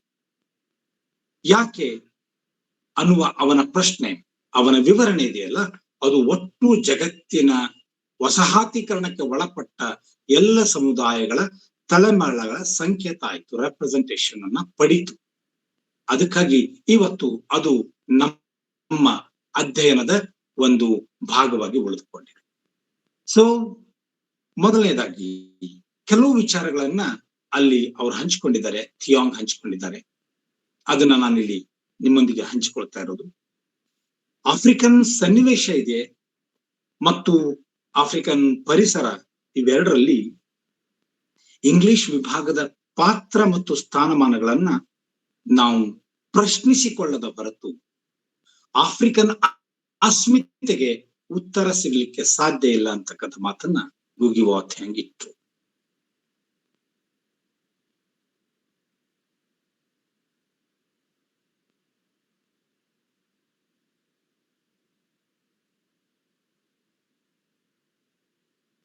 ಅವರು ಹೇಳುವ ಪ್ರಕಾರ ಉಳಿದ ಸಂಸ್ಕೃತಿಗಳನ್ನ, ಇಂಗ್ಲಿಷನ್ನ ಕೆಲವು ವಿಚಾರಗಳನ್ನ ನಾವು ಗಮನದಲ್ಲಿ ಇಟ್ಟುಕೊಳ್ಬೇಕಾಗಿದ್ದು ಬಹಳ ಮುಖ್ಯ ಅಂತ. ಎರಡು ಮುಖ್ಯ ವಾಹಿನಿಗಳನ್ನ ಆತ ಸೂಚಿಸ್ತಾನೆ. ಒಂದು, ಇಂಗ್ಲಿಷ್, ಫ್ರೆಂಚ್ ಮತ್ತು ಪೋರ್ಚುಗೀಸ್ ಭಾಷೆಗಳಲ್ಲಿ ಸೇರಿಕೊಂಡು ಹೋಗಿರ್ತಕ್ಕಂಥ, ಲಭ್ಯ ಇರತಕ್ಕಂಥ ಆಧುನಿಕ ಆಫ್ರಿಕನ್ ಸಾಹಿತ್ಯದ ಮೇಲೆ ಪ್ರಭಾವ ಮಾಡಿರ್ತಕ್ಕಂಥ ಬೇರುಗಳನ್ನ, ಸಂಗತಿಗಳನ್ನ ತಿಳಿದುಕೊಳ್ಳದೆ ಹೋದಾಗ್ಯೂ ಕೂಡ ಆಫ್ರಿಕನ್ ಲಿಟರೇಚರ್ ಅಪೂರ್ಣವಾಗಿ ಉಳಿತದೆ ಅಂತಕ್ಕಂಥದ್ದು. ಮತ್ತೊಂದು ಎಂಡ್ ಆತ ತೋರಿಸಿದ್ದು ಸ್ವಾಹಿಲಿ, ಅರೇಬಿಕ್ ಮತ್ತು ಏಷ್ಯನ್ ಸಾಹಿತ್ಯದಲ್ಲಿ ಸೇರಿ ಹೋಗಿರ್ತಕ್ಕಂಥ ಆಫ್ರಿಕನ್ ಚಿಂತನೆಗಳನ್ನ. ಸೊ ಅವರು ಸ್ಪಷ್ಟವಾಗಿ ಹೇಳ್ತಾರೆ, ಸ್ವಾಹಿಲಿ, ಅರೇಬಿಕ್ ಮತ್ತು ಏಷ್ಯನ್ ಸಾಹಿತ್ಯಗಳು ಕ್ರಿಯಾಶೀಲ ಮತ್ತು ಜೀವಂತ ಆಫ್ರಿಕನ್ ಪರಂಪರೆಗೆ ಮೂಲ ಕಾರಣ ಆಗಿದ್ದಾವೆ ಅಂತ. ಸೊ ಒಂದು ಸಂಸ್ಕೃತಿ, ಒಂದು ಸಾಹಿತ್ಯ ಅನ್ನೋದು ಅದು ಸ್ವಯಂಭೂ ಅಲ್ಲ, ಅದರ ಮೇಲೆ ಅನೇಕ ರೀತಿಯ ಪ್ರಭಾವಗಳು ಆಗಿರ್ತವೆ. ಆದರೆ ಈಗ ಆ ಕಾರಣಕ್ಕಾಗಿ ನಾನು ನನ್ನದಲ್ಲದ ಸಾಹಿತ್ಯವನ್ನ, ಆಲೋಚನೆಯನ್ನ ಮುಂದುವರಿಸಿಕೊಂಡು ಹೋಗ್ತೇನೆ. ಅಂದ್ರೆ ನನ್ನ ಅಸ್ಮಿತೆಯ ಪ್ರಶ್ನೆ, ಸ್ಥಾನ ಎಲ್ಲಿದೆ ಅಂತ. ಒಟ್ಟು ಸಾಹಿತ್ಯದ ಬಗ್ಗೆ ಬಹಳ ಮುಖ್ಯವಾಗಿರ್ತಕ್ಕಂಥ ವಿಚಾರವನ್ನ ಅವ್ರು ಹೇಳಿದ್ದಾರೆ. ಸಾಹಿತ್ಯ ಅಂದ್ರೆ ಏನು ಅನ್ನೋದಕ್ಕೆ ಅವರು ತಮ್ಮ ಒಂದು ವ್ಯಾಖ್ಯಾನದಲ್ಲಿ ಚರ್ಚೆಯಲ್ಲಿ ಹೇಳಿರ್ತಕ್ಕಂಥ ಮಾತು, ಸಾಹಿತ್ಯ ಅನ್ನುವುದು ವ್ಯಕ್ತಿಯ ಚೈತನ್ಯವನ್ನ ಬೆಳೆಸಬೇಕು. ಸಾಹಿತ್ಯ ಎನ್ನುವುದು ನಮ್ಮನ್ನ ನಮ್ಮೊಳಗೆ ತೊಡಗಿಸುವಂತೆ ಮಾಡ್ಬೇಕು. ಮತ್ತೊಂದು, ಸಾಹಿತ್ಯ ನಮ್ಮ ಸಂಸ್ಕೃತಿಯ ವಿಕಾಸಕ್ಕೆ ಕಾರಣ ಆಗ್ಬೇಕು. ಆದ್ರೆ ಎಲ್ಲಿಯವರೆಗೆ ಫ್ರೆಂಚ್ ಮೂಲದಿಂದ, ಬರೀ ಇಂಗ್ಲಿಷ್ ಮೂಲದಿಂದ ಅಥವಾ ಪೋರ್ಚುಗೀಸ್ ಸಂಸ್ಕೃತಿಯ ಹಿನ್ನೆಲೆಯಿಂದ ನಾನು ಆಫ್ರಿಕನ್ ಸಾಹಿತ್ಯವನ್ನ ಗಮನಿಸ್ತಾ ಹೋಗ್ತೇನೋ ಅಲ್ಲಿಯವರೆಗೆ ಇದು ಸಾಧ್ಯ ಆಗೋದೇ ಇಲ್ಲ. ಅದಕ್ಕಾಗಿ ಆಫ್ರಿಕನ್ ಸಾಹಿತ್ಯವನ್ನ ಒಂದು ಸ್ವತಂತ್ರ ವ್ಯವಸ್ಥೆಯಾಗಿ, ಒಂದು ಸ್ವತಂತ್ರ ಅಧ್ಯಯನದ ಭಾಗವಾಗಿ ನೋಡ್ಬೇಕಾದ ಅವಶ್ಯಕತೆ ಇದೆ ಅಂತಕ್ಕಂಥ ವಿಚಾರವನ್ನ ಅವರು ಹೇಳಿದ್ದಾರೆ on the abolition of English department ದಲ್ಲಿ. ನಂತರ ಇನ್ನೊಂದು, ಏನಾಗಿರ್ಬೇಕು ಆಫ್ರಿಕನ್ ಸಾಹಿತ್ಯದ ಗುರಿ ಅಂತಕ್ಕಂಥ ಕೆಲವು ಪ್ರಶ್ನೆಗಳನ್ನ ಎತ್ಕೊಂಡು 2-3 ಉತ್ತರಗಳನ್ನ ಅವ್ರು ಕೊಡ್ತಾರೆ. ಒಂದು, ಯಾವುದೇ ಒಂದು ಸಂಸ್ಕೃತಿಯನ್ನ, ಅನ್ಯ ಸಂಸ್ಕೃತಿಯನ್ನ ಅದಕ್ಕೆ ಸಂಬಂಧಿಸಿದಂತೆ ನೋಡಲು ಸಾಧ್ಯವಾಗುವಂತೆ ಆಫ್ರಿಕನ್ ಸಾಹಿತ್ಯವನ್ನು ಕೇಂದ್ರ ಸ್ಥಾನದಲ್ಲಿ ಯಾಕೆ ಇರಿಸಬಾರದು? ಸೊ ಅನ್ಯ ಸಂಸ್ಕೃತಿಗಳ ಮೂಲಕ ಆಫ್ರಿಕನ್ ಸಾಹಿತ್ಯವನ್ನ ನೋಡೋದಲ್ಲ, ಬದಲಾಗಿ ಆಫ್ರಿಕನ್ ಸಾಹಿತ್ಯವನ್ನ ಕೇಂದ್ರದಲ್ಲಿ ಇಟ್ಕೊಂಡು ಅನ್ಯ ಸಂಸ್ಕೃತಿಗಳನ್ನ ನೋಡುವ ಒಂದು ರೀತಿ. ಟ್ಯಾಗೋರ್ರ ಬಹುಪಾಲು ಚಿಂತನೆಗಳು ಕೂಡ ಈ ತೆರನಾಗಿಯೇ ಇವೆ. ಆದ್ರೆ ಕಾಲಘಟ್ಟ, ರವೀಂದ್ರನಾಥ್ ಟ್ಯಾಗೋರ್ ತಮ್ಮ ವಿಚಾರಗಳನ್ನ ಅಭಿವ್ಯಕ್ತಿಸುವ ಸಂದರ್ಭ ಹೇಗಿತ್ತು, ಕಾಲಘಟ್ಟ ಹೇಗಿತ್ತಂದ್ರೆ ಅದು ಒಂಟಿ ಧ್ವನಿಯಾಗಿ ಉಳಿತು ಆ ಆಲೋಚನೆಗಳು. ಆದ್ರೆ ಇವತ್ತು NEP ಹಿನ್ನೆಲೆಯಲ್ಲಿ ಬದಲಾದ ಸಾಹಿತ್ಯಿಕ ಮತ್ತು ಶೈಕ್ಷಣಿಕ ಸಂದರ್ಭದಲ್ಲಿ ನಾವು ಗಮನಿಸಿದ್ರೆ, ನಾವು ಇವತ್ತು ನಮ್ಮ ಪಠ್ಯ ವ್ಯವಸ್ಥೆಯಲ್ಲಿ ಅನುಸರಣೆಗೆ ತೊಡಕೊಂಡಿರೋದು, ಇಂಪ್ಲಿಮೆಂಟ್ ಮಾಡ್ತಾ ಇರೋದು ಟ್ಯಾಗೋರ್ ಹೇಳದೇ ಇರತಕ್ಕಂಥ ಸಂಗತಿ ಏನು ಅಲ್ಲ, ಅಥವಾ ಗೂಗಿ ವಾ ಥಿಯಾಂಗ್ ಹೇಳದೇ ಇರತಕ್ಕಂಥ ಸಂಗತಿ ಏನು, ಯಾವುದನ್ನ ಕೇಂದ್ರ ಮಾಡಿಕೊಳ್ಳಬೇಕು ಅಂತಕ್ಕಂಥ ವಿಚಾರದಲ್ಲಿ ನಾವು ತಪ್ಪಿದ್ದರಿಂದ ಸುಮಾರು ದಶಕಗಳವರೆಗೆ ನಾವು ಅನ್ಯ ಸಾಹಿತ್ಯವನ್ನ, ಅನ್ಯ ಸಂಸ್ಕೃತಿಯನ್ನ ಅನುಕರಣೆ ಮಾಡ್ತಾ ಮತ್ತು ವಿಜೃಂಭಿಸ್ತಾ ಬರ್ಬೇಕಾಯ್ತು. ಅದು ನಿಲ್ಲಬೇಕು ಅಂತಕ್ಕಂಥದ್ದು ಅವರ ಮುಖ್ಯವಾದ ಕಾಳಜಿ. ಇನ್ನೊಂದು ವಾದ ಅವರು ಇಡ್ತಾರೆ, ಕೀನಿಯಾ, ಪೂರ್ವ ಆಫ್ರಿಕಾ ಮತ್ತು ಆಫ್ರಿಕಾಗಳನ್ನು ಕೇಂದ್ರದಲ್ಲಿರಿಸುವ ದಿಶೆಯಲ್ಲಿ ನಮ್ಮನ್ನ ನಾವು ಸಿದ್ಧಗೊಳಿಸಿಕೊಳ್ಳಬೇಕು ಮತ್ತು ಅದು ನಮ್ಮ ಸಾಹಿತ್ಯದ ಮುಖ್ಯವಾದ ಗುರಿಯಾಗಿರ್ಬೇಕು. ಸೊ ಪದೇ ಪದೇ ನಾನು ಅಮೆರಿಕನ್ ಲೇಖಕನನ್ನ ಕುರಿತು ನೊಬೆಲ್ ಪ್ರಶಸ್ತಿ ಸಂದರ್ಭದಲ್ಲಿ, ನನಗೆ ಈ ಸಂದರ್ಭದಲ್ಲಿ ಆತನ ಹೆಸರು ನೆನಪಿಗೆ ಬರ್ತಾ ಇಲ್ಲ, ಅವರು ಕೂಡ ನೊಬೆಲ್ ಪ್ರಶಸ್ತಿಯನ್ನ ಸ್ವೀಕರಿಸ್ತಾ ಈ ಮಾತನ್ನ ಹೇಳಿದ್ರು.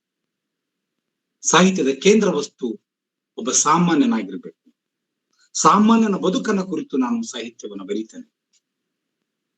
ಅವನ ಸಂಸ್ಕೃತಿ ನನ್ನ ಸಾಹಿತ್ಯದ ಮುಖ್ಯವಾದ ಕಾಳಜಿಯಾಗಿದೆ. ಈ ಸಾಮಾನ್ಯ ಕೇವಲ ಸಾಧಿಸುವುದರಲ್ಲಿ ತನ್ನ ಬದುಕನ್ನ ಕಳೆದುಕೊಳ್ಳುವುದಿಲ್ಲ, ಬದಲಾಗಿ ಆತ ಬದುಕನ್ನು ಬದುಕುತ್ತಾನೆಯೂ ಕೂಡ. ಆಫ್ರಿಕನ್ ಲಿಟರೇಚರ್ನ ಮುರಿದು ಕಟ್ಟುವ, ಸಂಸ್ಕೃತಿಯನ್ನ ಮುನ್ನೆಲೆಗೆ ತರುವ ಹಿನ್ನೆಲೆಯಲ್ಲಿ ಗೂಗಿ ವಾ ಥಿಯಾಂಗ್ ಹೇಳ್ತಕ್ಕಂಥ ಮಾತು ಕೂಡ ಇದೆ. ಏನಂದ್ರೆ, ನನ್ನ ಸಾಹಿತ್ಯ ನಮ್ಮನ್ನ ಹೊಸ ಸಂದರ್ಭಕ್ಕೆ ಸಿದ್ಧಗೊಳಿಸಬೇಕು. ಅದು ನಮ್ಮ ಸಾಹಿತ್ಯದ ಮುಖ್ಯವಾದ ಗುರಿಯಾಗಿದೆ. ಮತ್ತೊಂದು ಮಾತನ್ನ ಹೇಳ್ದ ಸ್ಪಷ್ಟವಾಗಿ ಮತ್ತು ನೇರವಾಗಿ, ಇಂಗ್ಲಿಷ್ ವಿಭಾಗವನ್ನ ತೆಗೆದುಹಾಕಬೇಕು, ಅದರ ಸ್ಥಳದಲ್ಲಿ ಆಫ್ರಿಕನ್ ಸಾಹಿತ್ಯ ಮತ್ತು ಭಾಷೆಗಳ ವಿಭಾಗಗಳನ್ನ ಸ್ಥಾಪಿಸಬೇಕು ಅಂತ. ಸೊ ವಿಶ್ವವಿದ್ಯಾಲಯದ ವಿಭಾಗದಲ್ಲಿ ಭಾಷೆಗಳನ್ನು ಮತ್ತು ಭಾಷಾ ವಿಜ್ಞಾನವನ್ನ ಮುಂದುವರೆದು ಹೇಳ್ತಾನೆ. ಯಾಕೆ ಭಾರತೀಯ ಆಫ್ರಿಕನ್ ಭಾಷೆಗಳು ಸಂಸ್ಕೃತಿಯ ಅಧ್ಯಯನದ ಭಾಗ ಆಗ್ಬೇಕು, ಚಿಂತನೆಯ ಭಾಗ ಆಗ್ಬೇಕು ಅನ್ನೋದಕ್ಕೆ ಒಂದು ಉತ್ತರ ಇದೆ. ಅದಕ್ಕೆ ಜನರಲ್ ಆಗಿರ್ತಕ್ಕಂಥ ಒಟ್ಟು ಜಗತ್ತಿನ ಎಲ್ಲಾ ಭಾಷೆಗಳ ಕುರಿತಾಗಿರ್ತಕ್ಕಂಥ ಭಾಷಾ ವಿಜ್ಞಾನವನ್ನ ನಾವು ಎನ್ಕರೇಜ್ ಮಾಡ್ಬೇಕಾಗಿರ್ತಕ್ಕಂಥ ಮಹತ್ವದ ಸಂದರ್ಭ ಇದು ಅನ್ನುವ ಒಂದು ಮಹತ್ವದ ಚಿಂತನೆಯನ್ನ ಥಿಯಾಂಗ್ ಇತ್ತು. ಯಾಕೆ ಭಾಷೆಯನ್ನ ನಾನು ಈ ಉಪನ್ಯಾಸದ ಆರಂಭದಲ್ಲಿನೇ ಹೇಳದೆ, ಭಾಷೆ ಅನ್ನೋದು ಬರೀ ಲಿಪಿ ಅಲ್ಲ, ಬರೀ ಕೃತಿ ಅಲ್ಲ, ಪುಸ್ತಕಗಳ ಪಟ್ಟಿ ಅಲ್ಲ, ಬದಲಾಗಿ ಅದರ ಆಚೆಯೂ ಕೂಡ ಭಾಷೆಯ ಹೊಳಹುಗಳು, ನಿಲುವುಗಳು ಮತ್ತು ಸಂವೇದನೆಗಳಿವೆ. ಅದನ್ನ ಬಹಳ ಚೆನ್ನಾಗಿ ಥಿಯಾಂಗ್ ಹೇಳಿದ್ರು. ಸಾಹಿತ್ಯದಲ್ಲಿ ಭಾಷೆಗಳು ಮತ್ತು ಭಾಷಾ ವಿಜ್ಞಾನದ ತತ್ವಗಳು ಕಾರ್ಯನಿರತ ಆಗಿರೋದ್ರಿಂದ you cannot guess, you cannot imagine the existence of literature without ಏನಪ್ಪ ಅದರ ತತ್ವಗಳು, ಭಾಷಿಕ ತತ್ವಗಳು ಸಾಹಿತ್ಯದಲ್ಲಿ ಎರಕ ಹೊಯ್ದುಕೊಂಡಂತೆ ಇರುತ್ತವೆ. ಅದು ಕೂಡ ನಮಗೆ ದಕ್ಕಿದರೆ ನಾವು ಆ ಸಾಹಿತ್ಯದ ರುಚಿಯನ್ನ ಅನುಭವಿಸ್ಲಿಕ್ಕೆ ಸಾಧ್ಯ ಇದೆ ಅಂತ, ಅದರ ಜ್ಞಾನವನ್ನ, ಅದರ ಸಂತೋಷವನ್ನ ಅನುಭವಿಸ್ಲಿಕ್ಕೆ ಸಾಧ್ಯ ಆಗ್ತದೆ. ಅದಕ್ಕಾಗಿ ಭಾಷಾ ವಿಜ್ಞಾನವನ್ನ ನಾವು ಮುಖ್ಯವಾಗಿ ಬೆಳೆಸುವ ನಿಟ್ಟಿನಲ್ಲಿ ಗಮನ ಹರಿಸಬೇಕು ಅಂತಕ್ಕಂಥ ಮಾತನ್ನ ಹೇಳಿದ್ರು. ಗುಗಿ ಥಿಯಾಂಗ್ರ ಇನ್ನೊಂದು ನನ್ನನ್ನ ಕಾಡಿದ ಮತ್ತು ನನ್ನನ್ನ ಬಹುವಾಗಿ ಆವರಿಸಿಕೊಂಡ, ಆರಂಭದಲ್ಲಿ ಡಾನ್ ರೆಡ್ಡಿ ಅವರು ಜೋಳಿಗೆ ಎನ್ನುವ ಪ್ರತಿಷ್ಠಾನವನ್ನ ಕಟ್ಟಿಕೊಂಡು ರಾಗಮ್ಮ ಅವರು ಅಲ್ಲಿಯ ಜನಗಳ ಪ್ರದರ್ಶನಗಳನ್ನ ಅಥವಾ ಸಂಸ್ಕೃತಿಯನ್ನ ಕಟ್ಟುವ ನಿಟ್ಟಿನಲ್ಲಿ ಕೆಲಸ ಮಾಡ್ತಾ ಇದ್ದಾರೆ. ಬಹುತೇಕ ಥಿಯಾಂಗರ ಆಲೋಚನೆಯ ಪ್ರಭಾವವಾಗಿಯೇ ಅದು ಬೆಳೆದಿರ್ತಕ್ಕಂಥದ್ದು. ಅವರು ಬಹಳ ಮುಖ್ಯವಾದ ಒಂದು ಮಾತನ್ನ ಹೇಳ್ತಾರೆ. ಮೌಖಿಕ ಪರಂಪರೆ ಇದೆಯಲ್ಲ, ಅದನ್ನ ಮೂಲ ಬೇರಾಗಿಟ್ಟುಕೊಂಡು ನಮ್ಮ ಶೈಕ್ಷಣಿಕ ಚಿಂತನೆಗಳ ಬೆಳವಣಿಗೆ ತುಂಬಾ ಅವಶ್ಯಕತೆ ಇದೆ ಅಂತಕ್ಕಂಥದ್ದು. ಎಲ್ಲ ವಸಾಹತು ರಾಷ್ಟ್ರಗಳ ವಿಚಾರವೇ ಇದು. ಸಾಹಿತ್ಯವನ್ನ ಕಾಯ್ದುಕೊಂಡು ಬಂದವರು ಯಾರು ಅಂತ ಕೇಳಿದ್ರೆ ಒಂದು ಸ್ಪಷ್ಟವಾದ ಉತ್ತರ, ಸಾಹಿತ್ಯವನ್ನ ಕಾಯ್ದುಕೊಂಡು ಬಂದವರು ಜನಸಾಮಾನ್ಯರು, ಜನಪದರು. ಅವರಿಗೆ ಯಾವ ಭಾಷೆ ಇತ್ತು? ಅವರಿಗೆ ಮೌಖಿಕವಾಗಿರ್ತಕ್ಕಂಥ ಭಾಷೆ ಇತ್ತು. ನಾನು ಸಾಮಾನ್ಯವಾಗಿ ನನ್ನ ಪ್ರದೇಶಕ್ಕೆ ಹೋದಾಗ ಕನಿಷ್ಠ 100-150 500 ಜನ ಕಲಾವಿದರು ಸೇರ್ತಾರೆ. ಅವರ ಹತ್ತಿರ ಯಾವ ಆಂಡ್ರಾಯ್ಡ್ ಮೊಬೈಲ್ ಇಲ್ಲ, ಆಧುನಿಕವಾಗಿರ್ತಕ್ಕಂಥ ಯಾವ ಸಲಕರಣೆಗಳಿಲ್ಲ.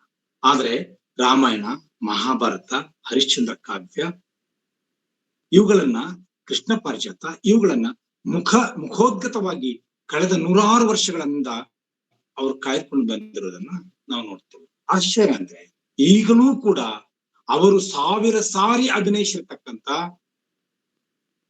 ಪ್ರದರ್ಶನ ಮಾಡಿರ್ತಕ್ಕಂಥ 100 ದೊಡ್ಡಾಟಗಳು, ಸಣ್ಣಾಟಗಳು, ಡಪ್ಪಿನಾಟಗಳು, ಚೌಡಿಕಿ ಪದಗಳು ಇವುಗಳು ಪ್ರಿಂಟ್ ನಲ್ಲಿ ಲಭ್ಯ ಇಲ್ಲ. ಅದಕ್ಕಾಗಿ ಇಂಥ ಮೌಖಿಕ ಪರಂಪರೆಯನ್ನ ಗೌರವಿಸಬೇಕಾದ ಮತ್ತು ಮುನ್ನೆಲೆಗೆ ತರಬೇಕಾದ ಅವಶ್ಯಕತೆ ಆಫ್ರಿಕನ್ ಸಂದರ್ಭದಲ್ಲಿ ಇದೆ ಅಂತಕ್ಕಂಥ ಮಾತನ್ನ ಗುಗಿ ಥಿಯಾಂಗ್ ಹೇಳಿದ್ರು. ಅದು ಕನ್ನಡದ ಪಾಲಿಗೆ ಕೂಡ ಸತ್ಯವಾಗಿರ್ತಕ್ಕಂಥ. ಆಮೇಲೆ ಆಧುನಿಕ ಆಫ್ರಿಕನ್ ಸಾಹಿತ್ಯ ಅಂತಕ್ಕಂಥದ್ದು ಮತ್ತು ಅದರ ಅನನ್ಯತೆ ಇರೋದು ಪಶ್ಚಿಮದ ಯುರೋಪಿಯನ್ ಚಿಂತನೆಗಳಲ್ಲಿ ಅಲ್ಲ, ಬದಲಾಗಿ ಆಫ್ರಿಕಾದ ಅತಿ ದೊಡ್ಡ ಭಾಷೆಯಾಗಿರ್ತಕ್ಕಂಥ, ನೆಲಮೂಲದ ಭಾಷೆಯಾಗಿರ್ತಕ್ಕಂಥ ಸ್ವಾಹಿಲಿ ಸಾಹಿತ್ಯದಲ್ಲಿ ಅದರ ಬಹಳಷ್ಟು ವಿಚಾರಗಳು ಕೂಡಿಕೊಂಡಿದೆ. ಅದಕ್ಕಾಗಿ ಅದನ್ನ ಮತ್ತೆ ನಾವು ಮುನ್ನೆಲೆಗೆ ತರಬೇಕು ಅಂತಕ್ಕಂಥ ಮಾತನ್ನು ಕೂಡ ಹೇಳಿದ್ರು. ಥಿಯಾಂಗ್ ಬಹುಮುಖ ಪ್ರತಿಭೆ. ಅವರ ರೀಡಿಂಗ್ ಕೇವಲ ಪುಸ್ತಕಕ್ಕೆ ಮಾತ್ರ ಸೀಮಿತವಾಗಿರಲಿಲ್ಲ. ಸಂಸ್ಕೃತಿ ಅಧ್ಯಯನ ಜೊತೆಗೆ ಥಿಯೇಟರ್ಗೆ ಅವರ ಕನೆಕ್ಟಿವಿಟಿ ಹೇಗಿದೆ ಅನ್ನೋದನ್ನ ನಾನು ನೋಡಿದಾಗ ಅವರು ಅದಕ್ಕೆ ಎಂಟ್ರಿ ಕೊಟ್ಟಿರೋದು ಸಂಗೀತದ ಮೂಲಕ. ಮುಖ್ಯವಾಗಿ 3 ಸಂಗತಿಗಳನ್ನ ಕುರಿತು ಅವ್ರು ಮಾತಾಡ್ತಾರೆ. ಒಂದು, ಆಫ್ರಿಕನ್ ಜನಗಳು ಬಳಸ್ತಾ ಇರುವ ಅತಿ ಮುಖ್ಯವಾಗಿರ್ತಕ್ಕಂಥ ಒಂದು ಸಂಗೀತದ ಪರಿಕರ ಗಿಟಾರ್, ಇನ್ನೊಂದು ಅರ್ಕಾಡಿಯನ್. ಈ 2 ಸಂಗೀತ ಉಪಕರಣಗಳು ಆಫ್ರಿಕನ್ ಸಾಹಿತ್ಯ ಮತ್ತು ಸಂಸ್ಕೃತಿಯನ್ನ ರೂಪಿಸುವಲ್ಲಿ ಮತ್ತು ಅದರ ಜೀವಂತಿಕೆ ಹಾಗೆ ಬಹಳ ಮುಖ್ಯವಾಗಿರ್ತಕ್ಕಂಥ ಪಾತ್ರವನ್ನ ಆಡಿದವು ಅನ್ನುವ ವಿಚಾರವನ್ನ ಅವ್ರು ಹೇಳ್ತಾರೆ. ಜೊತೆಗೆ ನೃತ್ಯವನ್ನೂ ಕೂಡ. ಇದಕ್ಕೆ ಕೊಡ್ತಕ್ಕಂಥ ಉತ್ತರ ಜಗತ್ತಿನ ಎಲ್ಲ ಸಂಸ್ಕೃತಿಗಳಿಗೂ ಕೂಡ ಅನ್ವಯ ಆಗಿರ್ತಕ್ಕಂಥ. ಗಿಟಾರ್, ಆರ್ಕೇಡಿಯನ್ ಇನ್ಸ್ಟ್ರೂಮೆಂಟ್ ಮತ್ತು ನೃತ್ಯ, ಈ 3 ಸೇರಿಕೊಂಡು ಇವು ಕಲಾ ಪ್ರಕಾರಕ್ಕೆ ಆಫ್ರಿಕಾದ ಎಲ್ಲ ಕಲಾ ಪ್ರಕಾರಕ್ಕೆ ಹೊಂದಿರತಕ್ಕಂತ ಈ ಮೂರು ಸೇರಿಕೊಂಡು ಶಬ್ದಗಳನ್ನ ಯಾವತ್ತೂ ನೃತ್ಯ, ಸಂಗೀತ ಮೊದಲಾದವುಗಳಿಂದ ನಾವು ಬೇರ್ಪಡಿಸ್ಲಿಕ್ಕೆ ಆಗೋದಿಲ್ಲ ಅನ್ನೋದನ್ನ ಸ್ಥಾಪಿಸ್ತವೆ ಅನ್ನುವ ಮಾತನ್ನ ಅವ್ರು ಹೇಳಿದ್ರು. ಸಂಗೀತದಲ್ಲಿ ಶಾಬ್ದಿಕ ಮತ್ತು ಶಾಬ್ದಿಕತೆಗೆ ಮತ್ತು ಇರುವ ಮಹತ್ವ, ಅದು ನೀಡ್ತಕ್ಕಂಥ ಅನುಭೂತಿಗೂ ಕೂಡ ಇದೆ. ಅದನ್ನ ಡಿಫೈನ್ ಮಾಡ್ಲಿಕ್ಕೆ ಆಗೋದಿಲ್ಲ. ಸೊ ಯಾವ್ದು ಇದು ನಾನು which can not be define, ಯಾವುದು ನಾವು ಶಬ್ದದ ಅಥವಾ ಬೌದ್ಧಿಕತೆ ವ್ಯಾಪ್ತಿಗೆ ಒಳಪಡಿಸ್ಲಿಕ್ಕೆ ಸಾಧ್ಯ ಆಗೋದ್ರು, ಅದು ಕೂಡ ಒಂದು ಸಂಸ್ಕೃತಿಯ ಅನ್ಯೋನ್ಯತೆಗೆ ಕಾರಣವಾಗಿರ್ತಕ್ಕಂಥ ಅಂಶ ಅನ್ನೋದನ್ನು ನಾವಿಲ್ಲಿ ಗಮನಿಸಬೇಕು. ಹೀಗೆ ಒಂದು ನಮ್ಮ ವೈಯಕ್ತಿಕ ರಸಸ್ವಾದನೆಗಾಗಿ ಒಂದು ಕಥೆ, ನೃತ್ಯ, ಹಾಡು, ಪುರಾಣ ಅಥವಾ ಯಾವುದೋ ಒಂದು ಜನಪದ ಪ್ರದರ್ಶನ, ಇವೆಲ್ಲವೂ ಕೂಡ ಬಹಳ ಮಹತ್ವದ ಪಾತ್ರ ಆಡ್ತವೆ. ಹಾಗಿದ್ರೆ ಅವುಗಳ ಜೀವಂತಿಕೆಗೆ ಯಾವುದು ಪಾತ್ರ ಆಡ್ತದೆ ಅಂದ್ರೆ ಅದು ಸಂಗೀತ. ಸೊ ಆಫ್ರಿಕಾ ದೇಶ ಅಂತ ಒಂದು ಅದ್ಭುತವಾದ ತನ್ನದೇ ಆದ ಸಂಗೀತದ ಚಾಲಗಳನ್ನ, ಪಟ್ಟುಗಳನ್ನ, ಪಕಡ್ಗಳನ್ನ ಹೊಂದಿರತಕ್ಕಂತ ಒಂದು ಪ್ರಭೇದ, ಒಂದು ಪ್ರಕಾರ. ಅದಕ್ಕಾಗಿ ಅದನ್ನು ಕೂಡ ಮುನ್ನೆಲೆಗೆ ತರುವ ಅತಿ ದೊಡ್ಡ ಅವಶ್ಯಕತೆ ಇದೆ ಅಂತಕ್ಕಂಥ ಸಂಗತಿಯನ್ನ ಗೂಗಿ ವಾವ್ ಥಿಯೋಂಗ್ ನಮ್ಗೆ ಕೊಟ್ಟರು. ಸಾಹಿತ್ಯ, ಸಂಗೀತ, ಭಾಷಾಶಾಸ್ತ್ರ, ಸಮಾಜಶಾಸ್ತ್ರ, ಮಾನವಶಾಸ್ತ್ರ, ಚರಿತ್ರೆ, ಮನಃಶಾಸ್ತ್ರ, ಧರ್ಮ, ತತ್ವ, ಇವು ಯಾವೂ ಕೂಡ ಈ ಭಾಷಿಕ ಚಿಂತನೆಯಿಂದ ಮತ್ತು ಸಂಸ್ಕೃತಿಯ ಚಿಂತನೆಗಳಿಂದ ಮುಕ್ತವಾಗಿರ್ತಕ್ಕಂಥವು ಅಲ್ಲ. ಹೀಗಾಗಿ ಮುಖ್ಯವಾಗಿ ನಾವು ಭಾಷೆಯ ಹೇರುವಿಕೆಯನ್ನ, ಸಂಸ್ಕೃತಿಯ ಹೇರುವಿಕೆಯನ್ನ ಕೆಲವು ಕಾರಣಕ್ಕಾಗಿ ಪ್ರತಿರೋಧಿಸದೇ ಹೋದರೆ ನಮ್ಮ ಸಂಸ್ಕೃತಿಯನ್ನ ನಾವು ಕಳೆದುಕೊಳ್ತಕ್ಕಂಥ ಅಪಾಯಕ್ಕೆ ಈಡಾಗ್ತೇವೆ ಅಂತಕ್ಕಂಥ ಮಾತನ್ನ ಗೂಗಿ ವಾವ್ ಥಿಯೋಂಗ್ ವ್ಯಕ್ತಪಡಿಸಿದೆ. ಆಫ್ರಿಕನ್ ಚರಿತ್ರೆಯಲ್ಲಿರ್ತಕ್ಕಂಥ ಸಾಮಾಜಿಕ ಮತ್ತು ರಾಜಕೀಯ ವಿಚಾರಗಳನ್ನ ಅರ್ಥ ಮಾಡಿಕೊಳ್ಬೇಕಾದ್ರೆ ಆಫ್ರಿಕನ್ ಮೌಖಿಕ ಪರಂಪರೆ ಎಷ್ಟು ಮುಖ್ಯವೋ, ಹಾಗಂತ ನಾವು ಗೂಗಿ ವಾವ್ ಥಿಯೋಂಗ್ ನಿರಂತರವಾಗಿ ಹಳೆಯದೆಲ್ಲವೂ ಶ್ರೇಷ್ಠ ಅಂತಕ್ಕಂಥ ವಾದವನ್ನೇ ಮಂಡಿಸ್ತಾ ಹೋದ್ರು ಅಂತಕ್ಕಂಥ ರೀತಿಯಲ್ಲಿ ಏನು ನೋಡ್ಬೇಕಾಗಿಲ್ಲ. ಬದಲಾಗಿ ಅವರು ಆಫ್ರಿಕನ್ ಸಾಹಿತ್ಯವನ್ನ ಅರ್ಥ ಮಾಡಿಕೊಳ್ಳಲಿಕ್ಕೆ ಅಲ್ಲಿಯ ಮೌಖಿಕ ಪರಂಪರೆಯ ತಿಳುವಳಿಕೆ ಎಷ್ಟು ಮುಖ್ಯವಾಗಿದೆಯೋ, ಅದರೊಂದಿಗೆ ಈ ಸಂದರ್ಭದಲ್ಲಿ ಬಂದಿರತಕ್ಕಂತ ಆಧುನಿಕ ಸಾಹಿತ್ಯದ ಸಂಪೂರ್ಣ ಓದು ಕೂಡ ಅತ್ಯಂತ ಅವಶ್ಯಕವಾಗಿದೆ ಅಂತಕ್ಕಂಥ ಮಾತನ್ನ ಅವರು ಹೇಳಿದರು. ಹೀಗೆ ಮಾತಾಡ್ತಾ ಅವರು ಶೈಕ್ಷಣಿಕ ಪದ್ಧತಿಯನ್ನ ಕುರಿತು, ಭಾಷೆಯ ವಿಚಾರಗಳನ್ನ ಕುರಿತು ಅನೇಕ ವಿಚಾರಗಳನ್ನ ಹಂಚಿಕೊಂಡಿದ್ದಾರೆ. ಸಮಯದ ಒಂದು ಸೀಮಿತ ವ್ಯಾಪ್ತಿಯಲ್ಲಿ ನಾನು ಮಾತನಾಡ್ತಾ ಇರೋದ್ರಿಂದ ಕೆಲವು ವಿಚಾರಗಳ ಮಾತ್ರ ನಾನು ಇಲ್ಲಿ ಹಂಚಿಕೊಳ್ತಾ ಇದ್ದೇನೆ. ಜಾಗತಿಕ ಲೇಖಕರ ಮಾಲಿಕೆಗೆ ಗೂಗಿ ವಾವ್ ಥಿಯೋಂಗ್ ಸೇರಿಕೊಳ್ಳಬಹುದು. ಹರಿಬಿಟ್ಟ ವಿಚಾರಗಳು ಯಾವುವು ಅಂತಕ್ಕಂಥ ಕೆಲವೊಂದನ್ನು ಹೇಳಿದೆ. ಇನ್ನೂ ಒಂದು ವಿಚಾರವನ್ನ ನಾನಿಲ್ಲಿ ನಿಮ್ಮೊಂದಿಗೆ ಹಂಚಿಕೊಳ್ಬೇಕು. ಒಬ್ಬ ವಿದ್ಯಾರ್ಥಿಗೆ, ಇದು ಶಿಕ್ಷಣವನ್ನ ಕುರಿತಾಗಿರ್ತಕ್ಕಂಥವರ ಆಲೋಚನೆ. ಅವ್ರು ಹೇಳ್ತಾರೆ, ಒಬ್ಬ ವಿದ್ಯಾರ್ಥಿಗೆ ಪದವಿ ಪೂರ್ವ ಹಂತಕ್ಕೆ ಬಂದಾಗ ಸಾಧ್ಯವಾದಷ್ಟು ಸಾಮಾನ್ಯ ವಿಚಾರಗಳನ್ನ ಅವನಿಗೆ ಪರಿಚಯಿಸಬೇಕು ಅಂತಕ್ಕಂಥ ಮಾತು. ನಮ್ಮ new educational policy, national educational policy ಏನಾದ್ರು ಅಂದ್ಕೊಳ್ಳಿ, ಅದರಲ್ಲಿಯೂ ಕೂಡ ಇದೊಂದು ಬಹಳ ಮುಖ್ಯವಾಗಿ ಕಾಣ್ತಕ್ಕಂಥ ಆಲೋಚನೆ, ವಿಚಾರ. ಸೊ ಒಂದು ಶ್ರೇಷ್ಠ ಮತ್ತು ಉತ್ಕೃಷ್ಟ ವಿಚಾರ ಯಾವಾಗಲೂ ಸಾರ್ವತ್ರಿಕವಾಗಿರ್ತದೆ ಮತ್ತು ಎಲ್ಲ ಸರ್ವಂತರ್ಯಾಮಿ ಆಗಿರ್ತದೆ ಅನ್ಲಿಕ್ಕೆ ಒಂದು ಉದಾಹರಣೆ ಗೂಗಿ ವಾವ್ ಥಿಯೋಂಗರ ಈ ವಿಚಾರ. ಪರಕೀಯ ಸಂಸ್ಕೃತಿಯ ಅಭಿಜಾತ ಕೃತಿಗಳ ಅಧ್ಯಯನ ಮಾಡುವುದಕ್ಕಿಂತ ನಮ್ಮ ಸಂಸ್ಕೃತಿಯ, ನಮ್ಮ ಸಮಾಜವನ್ನು ಚಿತ್ರಿಸುವ ಪ್ರಾತಿನಿಧಿಕ ಕೃತಿಗಳ ಅಧ್ಯಯನ ಮಾಡುವುದು ಬಹಳ ಉತ್ತಮ ಅಂತಕ್ಕಂಥ ಒಂದು ಶ್ರೇಷ್ಠವಾದ ಮಾತನ್ನ ಗೂಗಿ ವಾವ್ ಥಿಯೋಂಗ್ ಹೇಳಿದ್ರು. ನನಗೆ ನಾನು ಮಾಡಿದ ತಪ್ಪುಗಳನ್ನ ಇದೊಂಥರ ಅವರ ಬರಹ ಅನ್ನೋದು ಒಂದು ಕನ್ಫೆಷನ್ ಬಾಕ್ಸ್ ಇದ್ದ ಹಾಗೆ. ಅಲ್ಲಿ ನಿಂತ್ಕೊಂಡು ಒಂದು ಕ್ಷಣ ನಮ್ಮನ್ನೇ ನಾವು ನೋಡ್ಕೊಂಡ್ರೆ, ನಾವು ಮಾಡಿರ್ತಕ್ಕಂಥ ಭಾರತೀಯ ಸಂದರ್ಭದಲ್ಲಿ ಶೈಕ್ಷಣಿಕ ಪದ್ಧತಿಯಲ್ಲಿ ಆಲೋಚನಾ ಕ್ರಮದಲ್ಲಿ ಮಾಡಿರ್ತಕ್ಕಂಥ ತಪ್ಪುಗಳು ನಮಗೆ ಸ್ಪಷ್ಟ ಆಗ್ತದೆ. ಬ್ರಿಟಿಷ್ ಸಾಹಿತ್ಯವನ್ನ ಓದುವ ಸಂದರ್ಭದಲ್ಲಿ ಕೇವಲ 5,400 ಸಾಲುಗಳನ್ನು ಹೊಂದಿರತಕ್ಕಂತ ಜಾನ್ ಮಿಲ್ಟನ್ ಅನ್ನ ಪ್ಯಾರಡೈಸ್ ಲಾಸ್ಟ್ ಅನ್ನ ಕುರಿತು ನಾವು ಎಷ್ಟೊಂದು ಮಾತನಾಡಿದೀವೋ 26,000 ಸಾಲುಗಳ ಅರಬಿಂದೋ ಅವರ ಕಾವ್ಯವನ್ನ ಕುರಿತು ನಾವು ಮಾತಾಡ್ಲಿಲ್ವೇನೋ ಅಂತಕ್ಕಂತ ವಿಚಾರ ಆಗಾಗ ನನ್ನ ತಲೆಯಲ್ಲಿ ಹಾಯ್ದು ಹೋಗಿರುವುದು. ಹೀಗೆ ನಾವು ನಿರ್ಲಕ್ಷ್ಯಕ್ಕೆ ಒಳಪಡಿಸಿರ್ತಕ್ಕಂಥ ಬಹಳಷ್ಟು ಬರಹಗಳು ಮತ್ತೆ ಮುನ್ನೆಲೆಗೆ ಬರಬೇಕಾದ ಒಂದು ಎಚ್ಚರಿಕೆಯ ಗಂಟೆಯನ್ನ ಗೂಗಿ ವಾಥಿಯಾನ್ ಬಾರಿಸಿದ್ದಾರೆ. ಕರ್ನಾಟಕದಲ್ಲಿ ಕೆಲವು ಕೃತಿಗಳನ್ನ ಮಾತ್ರ ನಾವು ವಿಜೃಂಭಿಸ್ತಾ ಹೋಗ್ಬಿಟ್ವಿ. ಮಹಾಕಾವ್ಯದ ಒಂದು ಸಣ್ಣ ಉದಾಹರಣೆಗೆ ನಾವು ಹೇಳೋದಾದ್ರೆ ಭವ್ಯಮಾನವ ನಾವು ಚರ್ಚೆಗೆ ಒಳಪಡಿಸಲೇ ಇಲ್ಲ. ಭಾರತ ಸಿಂಧು ರಶ್ಮಿ ನಾವು ಚರ್ಚೆಗೆ ಒಳಪಡಿಸಲೇ ಇಲ್ಲ. ನಮ್ಮದಲ್ಲದ ಬೇರೆ ಭಾಷೆಯ ವಿಶೇಷತಃ ಯುರೋಪಿಯನ್ ಮೂಲದ ಸಾಹಿತ್ಯವನ್ನ ತಿಳಿದುಕೊಳ್ಳಿಕ್ಕೆ ನಾವು ಎಷ್ಟೊಂದು ಸಮಯವನ್ನ ವ್ಯಯ ಮಾಡಿದವೋ ಅಷ್ಟು ಪ್ರಮಾಣದ ಸಮಯವನ್ನ ನಾವು ನಮ್ಮ ಸಂಸ್ಕೃತಿಯನ್ನ ಓದುವುದರಲ್ಲಿ, ಅರ್ಥೈಸಿಕೊಳ್ಳುವುದರಲ್ಲಿ ಮತ್ತೆ ಜಗತ್ತಿನ ಬೇರೆ ಜನಾಂಗಕ್ಕೆ, ಸಮುದಾಯಕ್ಕೆ ಮುಟ್ಟಿಸುವಲ್ಲಿ ಮಾಡ್ಲಿಲ್ವೇನು. ಈಗಲೂ ಕೂಡ ಭಾಷಾಂತರ ಸಾಹಿತ್ಯಕ್ಕೆ ನಾವು ಬಂದ್ರೆ ಗೂಗಿ ವಾಥಿಯಾನ್ ವಿಚಾರ ಸ್ಪಷ್ಟವಾಗಿ ನಮ್ಗೆ ಗೊತ್ತಾಗ್ತದೆ. ಬೇರೆ ಬೇರೆ ಭಾಷೆಗಳಿಂದ ಕನ್ನಡಕ್ಕೆ ಅನುವಾದಗೊಂಡು ಬರುವ ಕೃತಿಗಳ ಪಟ್ಟಿ ಲೆಕ್ಕ ಒಂದ್ ಕಡೆ ಇಟ್ಕೊಂಡು ಕನ್ನಡದಿಂದ ಭಾಷಾಂತರಗೊಂಡು ಬೇರೆ ಭಾಷೆಗೆ ಹೋಗ್ತಕ್ಕಂತ, ಬೇರೆ ಬೇರೆ ಭಾಷೆಗಳಿಗೆ ಹೋಗ್ತಕ್ಕಂತ ಕೃತಿಗಳ ಲೆಕ್ಕ ಒಂದ್ ಕಡೆ ಇಟ್ಕೊಂಡು ನೋಡಿದ್ರೆ ಈ ಸಾಲನ್ನ ಮತ್ತೆ ನಾವು ನಮ್ಮ ಮೇಲೆ ಹೇರಿಕೊಳ್ಬೇಕಾಗ್ತದೆ. ಪರಕೀಯ ಸಂಸ್ಕೃತಿಯ ಅಭಿಜಾತ ಕೃತಿಗಳ ಅಭ್ಯಾಸ ಮಾಡುವುದಕ್ಕಿಂತ ಮುಂಚೆ ನಮ್ಮ ಕೃತಿಗಳನ್ನ, ನಮ್ಮ ಸಾಹಿತ್ಯವನ್ನ, ನಮ್ಮ ಸಂಸ್ಕೃತಿಯನ್ನ ನಾವು ಮತ್ತೆ ಮತ್ತೆ ನೋಡಿಕೊಳ್ಳುವ ಒದಗಿಸಿಕೊಳ್ಬೇಕು. ಒಟ್ಟಾರೆಯಾಗಿ ಶಿಕ್ಷಣ ನಮ್ಮ ಬಗೆಗೆ ನಾವು ಪಡೆಯುವ ಜ್ಞಾನದ ಕೇವಲ ಒಂದು ಸಾಧನ, ಸಾಹಿತ್ಯ ಅಂಥದೇ ಒಂದು ಸಾಧನ. ಇಂಥ ಸಾಧನಗಳು ಇಡಿಯಾಗಿ ಅನ್ಯವಾದುದನ್ನೇ ಕಟ್ಟಿಕೊಡುವುದರಲ್ಲಿ ತೊಡಗಿಕೊಂಡ್ರೆ ಒಂದು ಸಾಹಿತ್ಯದ, ಒಂದು ದೇಶದ, ಒಂದು ಸಂಸ್ಕೃತಿಯ ಉತ್ಕೃಷ್ಟತೆಯನ್ನ ನಾವು ನೋಡ್ಲಿಕ್ಕೆ ಸಾಧ್ಯ ಆಗೋದಿಲ್ಲ ಅನ್ನುವ ವಿಚಾರವನ್ನ ಗೂಗಿ ವಾಥಿಯಾನ್ ವ್ಯಕ್ತಪಡಿಸಿದ. ಹೀಗೆ ಮಾತಾಡ್ತಾ ಹೋದ್ರೆ ಅವರ ಅನೇಕ ವಿಚಾರಗಳು ಭಾರತೀಯ ಸಂದರ್ಭಕ್ಕೆ ಬಹಳಷ್ಟು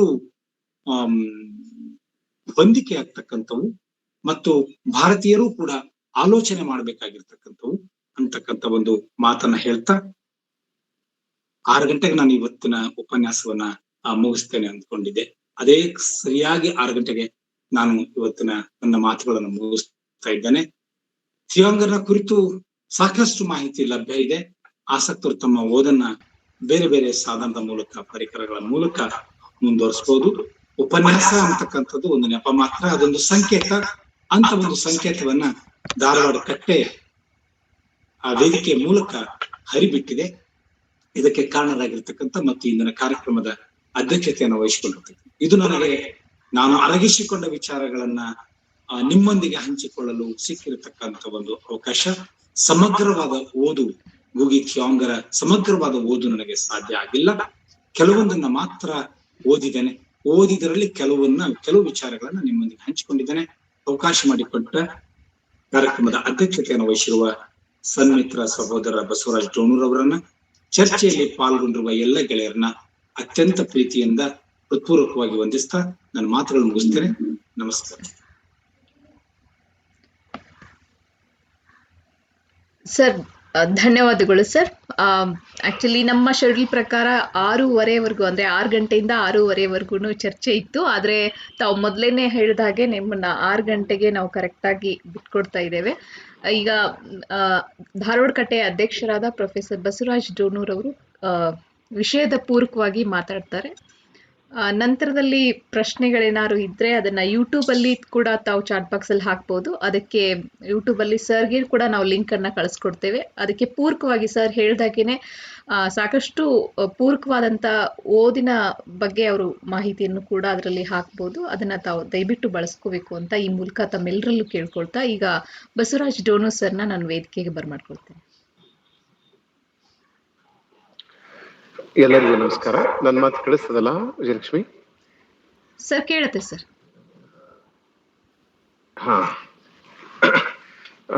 ಇಲ್ಲಿವರೆಗೆ ಸುಮಾರು 50ರಿಂದ 55 ನಿಮಿಷಗಳ ಕಾಲ ನಾವು ರಾಜಶೇಖರ್ ಮಠಪತಿಯವರ ಮಾತುಗಳನ್ನ ಕೇಳಿದ್ದೇವೆ. ಬಹಳ ಸರಳವಾಗಿ, ಸಹಜವಾಗಿ ಅವರು ತಮ್ಮ ಮಾತುಗಳನ್ನ ಆಡಿದರು.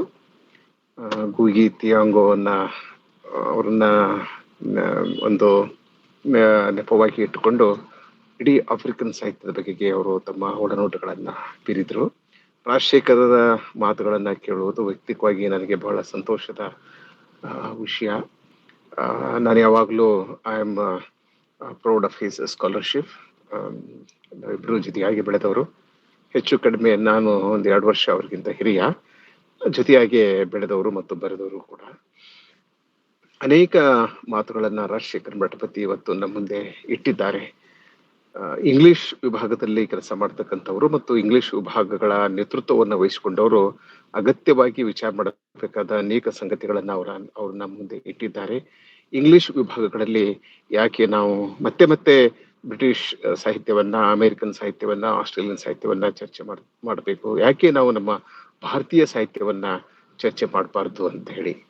ಈ ರಾಜ್ಯದ ಏನು ಸ್ಟೇಟ್ ಯೂನಿವರ್ಸಿಟೀಸ್ಗಳಲ್ಲಿ ಇನ್ನೂ ಕೂಡ ಇಂಗ್ಲಿಷ್ ವಿಭಾಗಗಳು ಭಾರತೀಯ ಸಾಹಿತ್ಯಕ್ಕೆ ಒಂದು ದೊಡ್ಡ ಪ್ರಮಾಣದಲ್ಲಿ ತೆರೆದುಕೊಂಡಿಲ್ಲ. ಆದರೆ ಕೇಂದ್ರೀಯ ವಿಶ್ವವಿದ್ಯಾಲಯಗಳು ಈ ಕೆಲಸ ಮಾಡ್ತಾ ಇದ್ದಾವೆ. ಅದು ರಾಜಶೇಖರ್ ಅವರ ಗಮನಕ್ಕೆ ತರಲಿಕ್ಕೆ ಇಷ್ಟಪಡ್ತೇನೆ. ನಮ್ಮ ವಿಶ್ವವಿದ್ಯಾಲಯದಲ್ಲಿ, ನಮ್ಮ ವಿಭಾಗದಲ್ಲಿ ನಾವು 60% ಭಾರತೀಯ ಸಾಹಿತ್ಯವನ್ನ ಕಲಿಸ್ತಾ ಇದ್ದೇವೆ. ಅಷ್ಟೇ ಅಲ್ಲದೆ ಕುವೆಂಪು ಅವ್ರ ಮೇಲೆ ಒಂದು ಪೇಪರ್ ಇದೆ. ನಮ್ದು ರಾಷ್ಟ್ರೀಯ ವಿಶ್ವವಿದ್ಯಾಲಯ, ದೇಶದ ವಿವಿಧ ಭಾಗಗಳಿಂದ ಇಲ್ಲಿ ವಿದ್ಯಾರ್ಥಿಗಳು ಬರ್ತಾರೆ. ಅವರಿಗೆ ನಾವು ಕನ್ನಡವನ್ನ ಓದ್ಲಿಕ್ಕೆ, ಅಂದ್ರೆ ಇಂಗ್ಲಿಷ್ ನಲ್ಲಿ ಕನ್ನಡ ಸಾಹಿತ್ಯವನ್ನ ಓದ್ಲಿಕ್ಕೆ ನಾವು ವೇದಿಕೆಯನ್ನ ನಿರ್ಮಾಣ ಮಾಡಿದ್ದೇವೆ. ಪ್ರಾರಂಭದಲ್ಲಿ ಸ್ವಲ್ಪ ಅದಕ್ಕೆ ವಿರೋಧ ಆಗ್ತದೆ. ಈಗ ಯಾರಾದ್ರೂ ಈಗ ಎಲ್ಲ ಇಂಗ್ಲಿಷ್ ಡಿಪಾರ್ಟ್ಮೆಂಟ್ ಅಂತಂದ್ರೆ ಕೇವಲ ಯುರೋಪದ ಅಥವಾ ಯುರೋಪ್ಯ ಸಾಹಿತ್ಯವನ್ನು ಕಲಿಸ್ಬೇಕು ಅಂತಕ್ಕಂಥ ವಿಚಾರ ಇರ್ತಕ್ಕಂಥ ಅನೇಕ ಪ್ರಾಧ್ಯಾಪಕರು ಈಗಲೂ ಕೂಡ ಇದ್ದಾರೆ. ನಾನು ನನ್ನ ಸಂಶೋಧನಾ ವಿದ್ಯಾರ್ಥಿಗಳು ಹೇಳ್ತಾ ಇದ್ದೇನೆ, if you are from Kerala, you work on Kerala literature. If you are from Andhra, work on Andhra literature. ಈಗ ಲಡಾಖದಿಂದ ಒಬ್ಬ ವಿದ್ಯಾರ್ಥಿನಿ ಇದ್ದಾಳೆ. ನನಗೆ ಹೇಳಿದೆ, ನಮ್ಮ ನೀನು ಲಡಾಖ್ ಸಾಹಿತ್ಯದ ಬಗೆಗೆ, ಆ ಫೋಕ್ಲೋರ್ ಬಗೆಗೆ ನೀನು ಅಧ್ಯಯನ ಮಾಡು ಅಂತ ಹೇಳಿ. ಸೊ ನಮ್ಮ ಎಲ್ಲಾ ಸಂಶೋಧನೆ, ನಮ್ಮ ಬರಹ, ನಮ್ಮ ಶಕ್ತಿ, ನಮ್ಮ ಸಾಮರ್ಥ್ಯ ನಮ್ಮ ಸಾಹಿತ್ಯದ ಬಗ್ಗೆ ಇರಬೇಕು ಅನ್ನೋದ್ರಲ್ಲಿ ಎರಡು ಮಾತಿಲ್ಲ. ಇಂಗ್ಲಿಷ್ ವಿಭಾಗಗಳು ಈ ಕೆಲಸವನ್ನ ದೊಡ್ಡ ಪ್ರಮಾಣದಲ್ಲಿ ಮಾಡಬೇಕು. ಯಾಕಂದ್ರೆ ಅವ್ರಿಗೆ ಇಂಗ್ಲಿಷ್ ಬರ್ತದೆ ಮತ್ತು ಮಾತೃಭಾಷೆ ಗೊತ್ತಿರ್ತದೆ. ಸೊ ಕನ್ನಡದಿಂದ ಇಂಗ್ಲಿಷ್ಗೆ, ಇಂಗ್ಲಿಷ್ನಿಂದ ಕನ್ನಡಕ್ಕೆ ದೊಡ್ಡ ಪ್ರಮಾಣದ ಒಂದು ಸಾಹಿತ್ಯ ಬಂದಿದೆ. ಆದರೆ ಕನ್ನಡದಿಂದ ಕನ್ನಡದ ಸಾಹಿತ್ಯ ಇಂಗ್ಲಿಷ್ಗೆ ಹೋಗ್ಬೇಕು.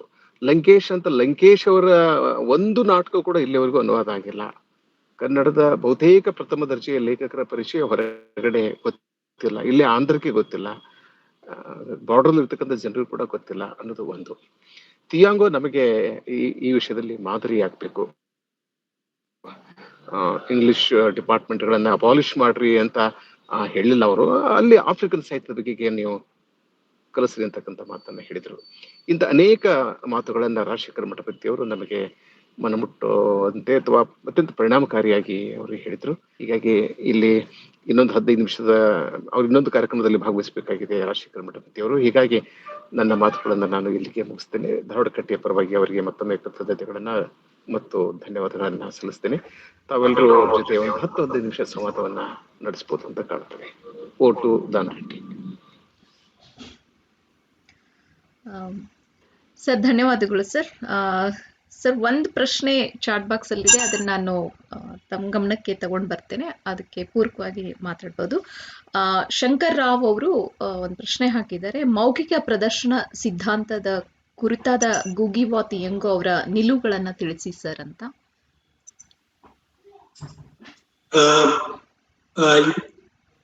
ಇದು ಬಹಳ ದೊಡ್ಡ ವ್ಯಾಪ್ತಿಯ ಪ್ರಶ್ನೆ ದಾನ್ ರೆಡ್ಡಿ ಅವರೇ. ಇದರ ಬಗ್ಗೆ ಸಾಕಷ್ಟು ಚರ್ಚೆ ಅವರ ಜಸ್ಟ್ ನೀವು ಅವ್ರ ಬಯೋಗ್ರಫಿಯ ಕೆಲವು ಸಾಲುಗಳ ಕೆಲವು ಭಾಗಗಳನ್ನು ನೋಡಿದ್ರೆ ಇದಕ್ಕೆ ಉತ್ತರ ಸಿಗ್ತದೆ. ನಾನು ಆರಂಭದಲ್ಲಿ ತಮ್ಗೆಲ್ಲ ರಿಕ್ವೆಸ್ಟ್ ಮಾಡ್ಕೊಂಡಿರುವಂತೆ ಬೇರೆ ಒಂದು ಕಾರ್ಯಕ್ರಮಕ್ಕೆ ಹೋಗ್ಬೇಕಾಗಿರೋದ್ರಿಂದ ಚರ್ಚೆ ನನ್ನಿಂದ ಸಾಧ್ಯ ಆಗ್ತಾ ಇಲ್ಲ. ದಯವಿಟ್ಟು ಈ ಚರ್ಚೆಯನ್ನ ನಾವು ಆಫ್ ದಿ ಸ್ಕ್ರೀನ್ ಮುಂದುವರಿಸಬಹುದು ಅಂತೆಲ್ಲ ಅನ್ನಿಸ್ತದೆ. ಅವಕಾಶ ಮಾಡಿಕೊಡ್ತೀರಿ ಅಂತೇಳಿ ನಾನು ನಂಬಿದ್ದೇನೆ. ಎಸ್ ಸರ್, ಖಂಡಿತ ಸರ್. ನಾನು ಮೊದಲೇ ಹೇಳ್ದಾಗೆ ಯೂಟ್ಯೂಬ್ ಚಾನಲ್ ಕೂಡಲ್ಲಿ ಅದು ಲೈವ್ ಆಗಿ ಬರ್ತಾ ಇದೆ. ಸೊ ಅದರಲ್ಲಿ ಕೂಡ ತಾವು ಪ್ರಶ್ನೆಗಳನ್ನ ಹಾಕ್ಬೋದು. ಸರ್ ಹೇಳ್ದಾಗೆ ಅದಕ್ಕೆ ಉತ್ತರಗಳನ್ನ ಕೊಡ್ತಾರೆ ಖಂಡಿತವಾಗ್ಲೂ. ನಾವು ಅದ್ ಲಿಂಕ್ ಅನ್ನ ಸರ್ಗೂ ಕೂಡ ಕಳಿಸ್ಕೊಡ್ತೇವೆ. ಅನಿವಾರ್ಯ ಕಾರಣಗಳಿಂದ ಅವರು ಮತ್ತೊಂದು ಕಾರ್ಯಕ್ರಮದಲ್ಲಿ ಭಾಗವಹಿಸ್ತಿದ್ದಾರೆ. ಸರ್ಗೆ ನಾನು ಧಾರವಾಡ ಕಟ್ಟೆಯ ಎಲ್ಲ ಬಳಗದ ಪರವಾಗಿ ತುಂಬು ಹೃದಯದ ಧನ್ಯವಾದಗಳನ್ನ ಅರ್ಪಿಸ್ತೇನೆ. ಆಕ್ಚುಲಿ ಅವ್ರದ್ದು ಶೆಡ್ಯೂಲ್ ಇರ್ಲಿಲ್ಲ, ಆದ್ರೂ ಕೂಡ ಅಡ್ವಾನ್ಸ್ ಆಗಿ ಅದನ್ನ ಒಪ್ಕೊಂಡು ನಮ್ಗೆ. Vijayalakshmi, yes sir. ವಿಜಯಲಕ್ಷ್ಮಿ, ನಾನು ಸ್ವಲ್ಪ ಇಂಟರಪ್ಟ್ ಮಾಡ್ತೇನೆ. Yes, sir. ರಾಜಶೇಖರ್ ಮಠಪತಿ ಅವರು ನಿರ್ಗಮಿಸಿದವೆಲ್ಲೂ ಕೂಡ ಇಲ್ಲೇನು ಪುಟ್ಟು ಕುಲಕರ್ಣಿಯವರು ಇದ್ದಾರೆ, ಬೇರೆ ಬೇರೆ ಹಿರಿಯರಿದಾರಲ್ಲ, Yes, ಅವ್ರು sir. ಏನಾದ್ರೂ ಚರ್ಚೆಯನ್ನ ಅವ್ರೊಳಗಡೆ ನಡೆಸ್ತಾ ಇದ್ರೆ ನಡೆಸ್ಲಿಕ್ಕೆ ಅವಕಾಶ ಕೊಡಿ. ಎಸ್ ಸರ್, ಆಗ್ಬೋದು ಸರ್, ತಮ್ಮ ಅನುಮತಿ ಮೇರೆಗೆ ಸರ್. ಅವರಿಗೆ Yes. ಧನ್ಯವಾದಗಳನ್ನ ಹೇಳಿ ಇನ್ನೊಂದು ಕಾರ್ಯಕ್ರಮದಲ್ಲಿ ಹೋಗ್ಬೇಕಾಗಿದೆ. Yes sir. Okay sir. Sir thank you sir. ನಿಮ್ಮ ಅನುಪಸ್ಥಿತಿನಲ್ಲಿ ಈ ಚರ್ಚೆ ಮುಂದುವರಿತಾ ಇರುತ್ತೆ. ಅದೇ ರೀತಿಯಲ್ಲಿ ಪ್ರಶ್ನೆಗಳು ಕೂಡ ಯೂಟ್ಯೂಬ್ ಅಲ್ಲಿ ಇರುತ್ತೆ. ದಯವಿಟ್ಟು ತಾವು ಉತ್ತರಿಸ್ತೀರಿ ಅಂತ ಭಾವಿಸ್ತಾ ತಮ್ಮನ್ನ ಬೀಳ್ಕೊಡ್ತಾ ಇದ್ದೇವೆ sir. Thank you sir. Thank you so much. ಗೆಳೆಯರಿಗೂ ತಮಗೂ ಅನಂತ ಧನ್ಯವಾದಗಳು. ನಮಸ್ಕಾರ. Thank you sir. Thank you so much.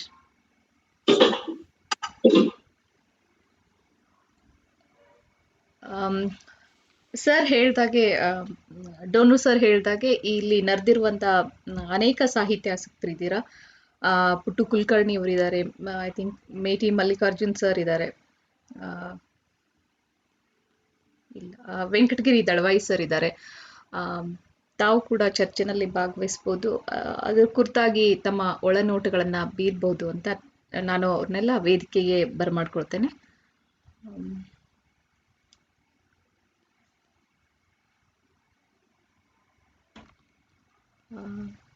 Meti Mallikarjun sir.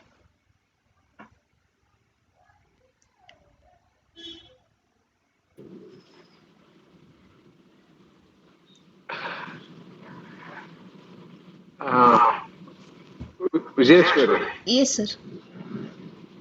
ಒಂದು ನಿಮಿಷ ಕೇಳಿ, ಇಲ್ಲದೆ ಇದ್ರೆ ನೀವು ಕಾರ್ಯಕ್ರಮ ಮುಗಿಸ್ಬೋದು. ಸುಮ್ಮನೆ ಅದು ಒಂದು ಒಂದ್ ನಿಮಿಷ ವೇಟ್ ಮಾಡಿ ನೋಡಿ. ಯಾರಾದ್ರೂ ಪೂರಕವಾಗಿ ಚರ್ಚೆ ಅಂತ ಇರೋದಿಲ್ಲ, ಯಾಕಂದ್ರೆ ರಾಜಶೇಖರ್ ಅವರು ನಿರ್ಗಮಿಸಿದ ಮೇಲೆ ಚರ್ಚೆ ಆಗೋದಿಲ್ಲ. ಸುಮ್ನೆ ಪೂರಕವಾಗಿ ಯಾರಾದ್ರೂ 4 ಮಾತುಗಳನ್ನ ಆಡ್ತಿದ್ರೆ ಆಡ್ಲಿ, ಇಲ್ಲದಿದ್ರೆ ಕಾರ್ಯಕ್ರಮ ನೀವು ಮುಗಿಸ್ಬೋದು. ಮುಂದಿನ ಕಾರ್ಯಕ್ರಮದ ಬಗೆಗೆ ವಿವರ ಕೊಟ್ಟು ನೀವು ಕಾರ್ಯಕ್ರಮ ಮುಗಿಸ್ಬೋದು. ಸರಿ ಸರ್.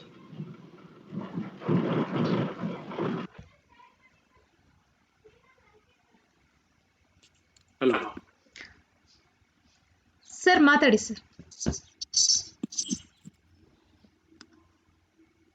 ಕೇಳಿಸ್ತಾ ಇದೆ ಅಲ್ವಾ ನನ್ನ ಮಾತಾಡಿ? ಕೇಳಿಸ್ತಿದೆ, ಮಾತಾಡಿ ಸರ್. ಎಲ್ಲರಿಗೂ ನಮಸ್ಕಾರ.